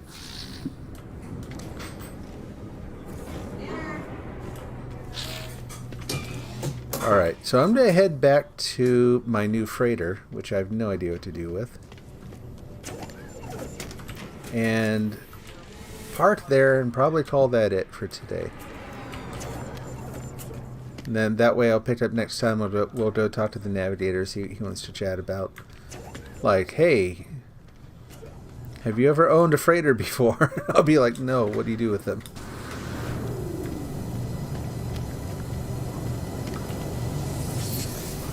Oh, there you go, yeah. It's a question of the day. That might be, Jamie, you might be onto something. The idea of, I was talking about how we kind of like doing that at, oh, there are two space are there two space stations? There are. I haven't seen that yet. Whoop. Anyone remember where I parked? Like, what does mine look like? I don't know what my ship looks like. It's over this way, kind of. Down. Why, that's it. I'd recognize it anywhere. But yeah, having a kind of a... Whoa! Hello. Am I... Where am I?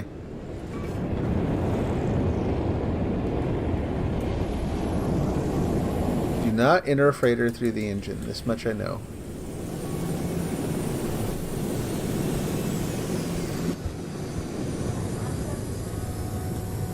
There we go.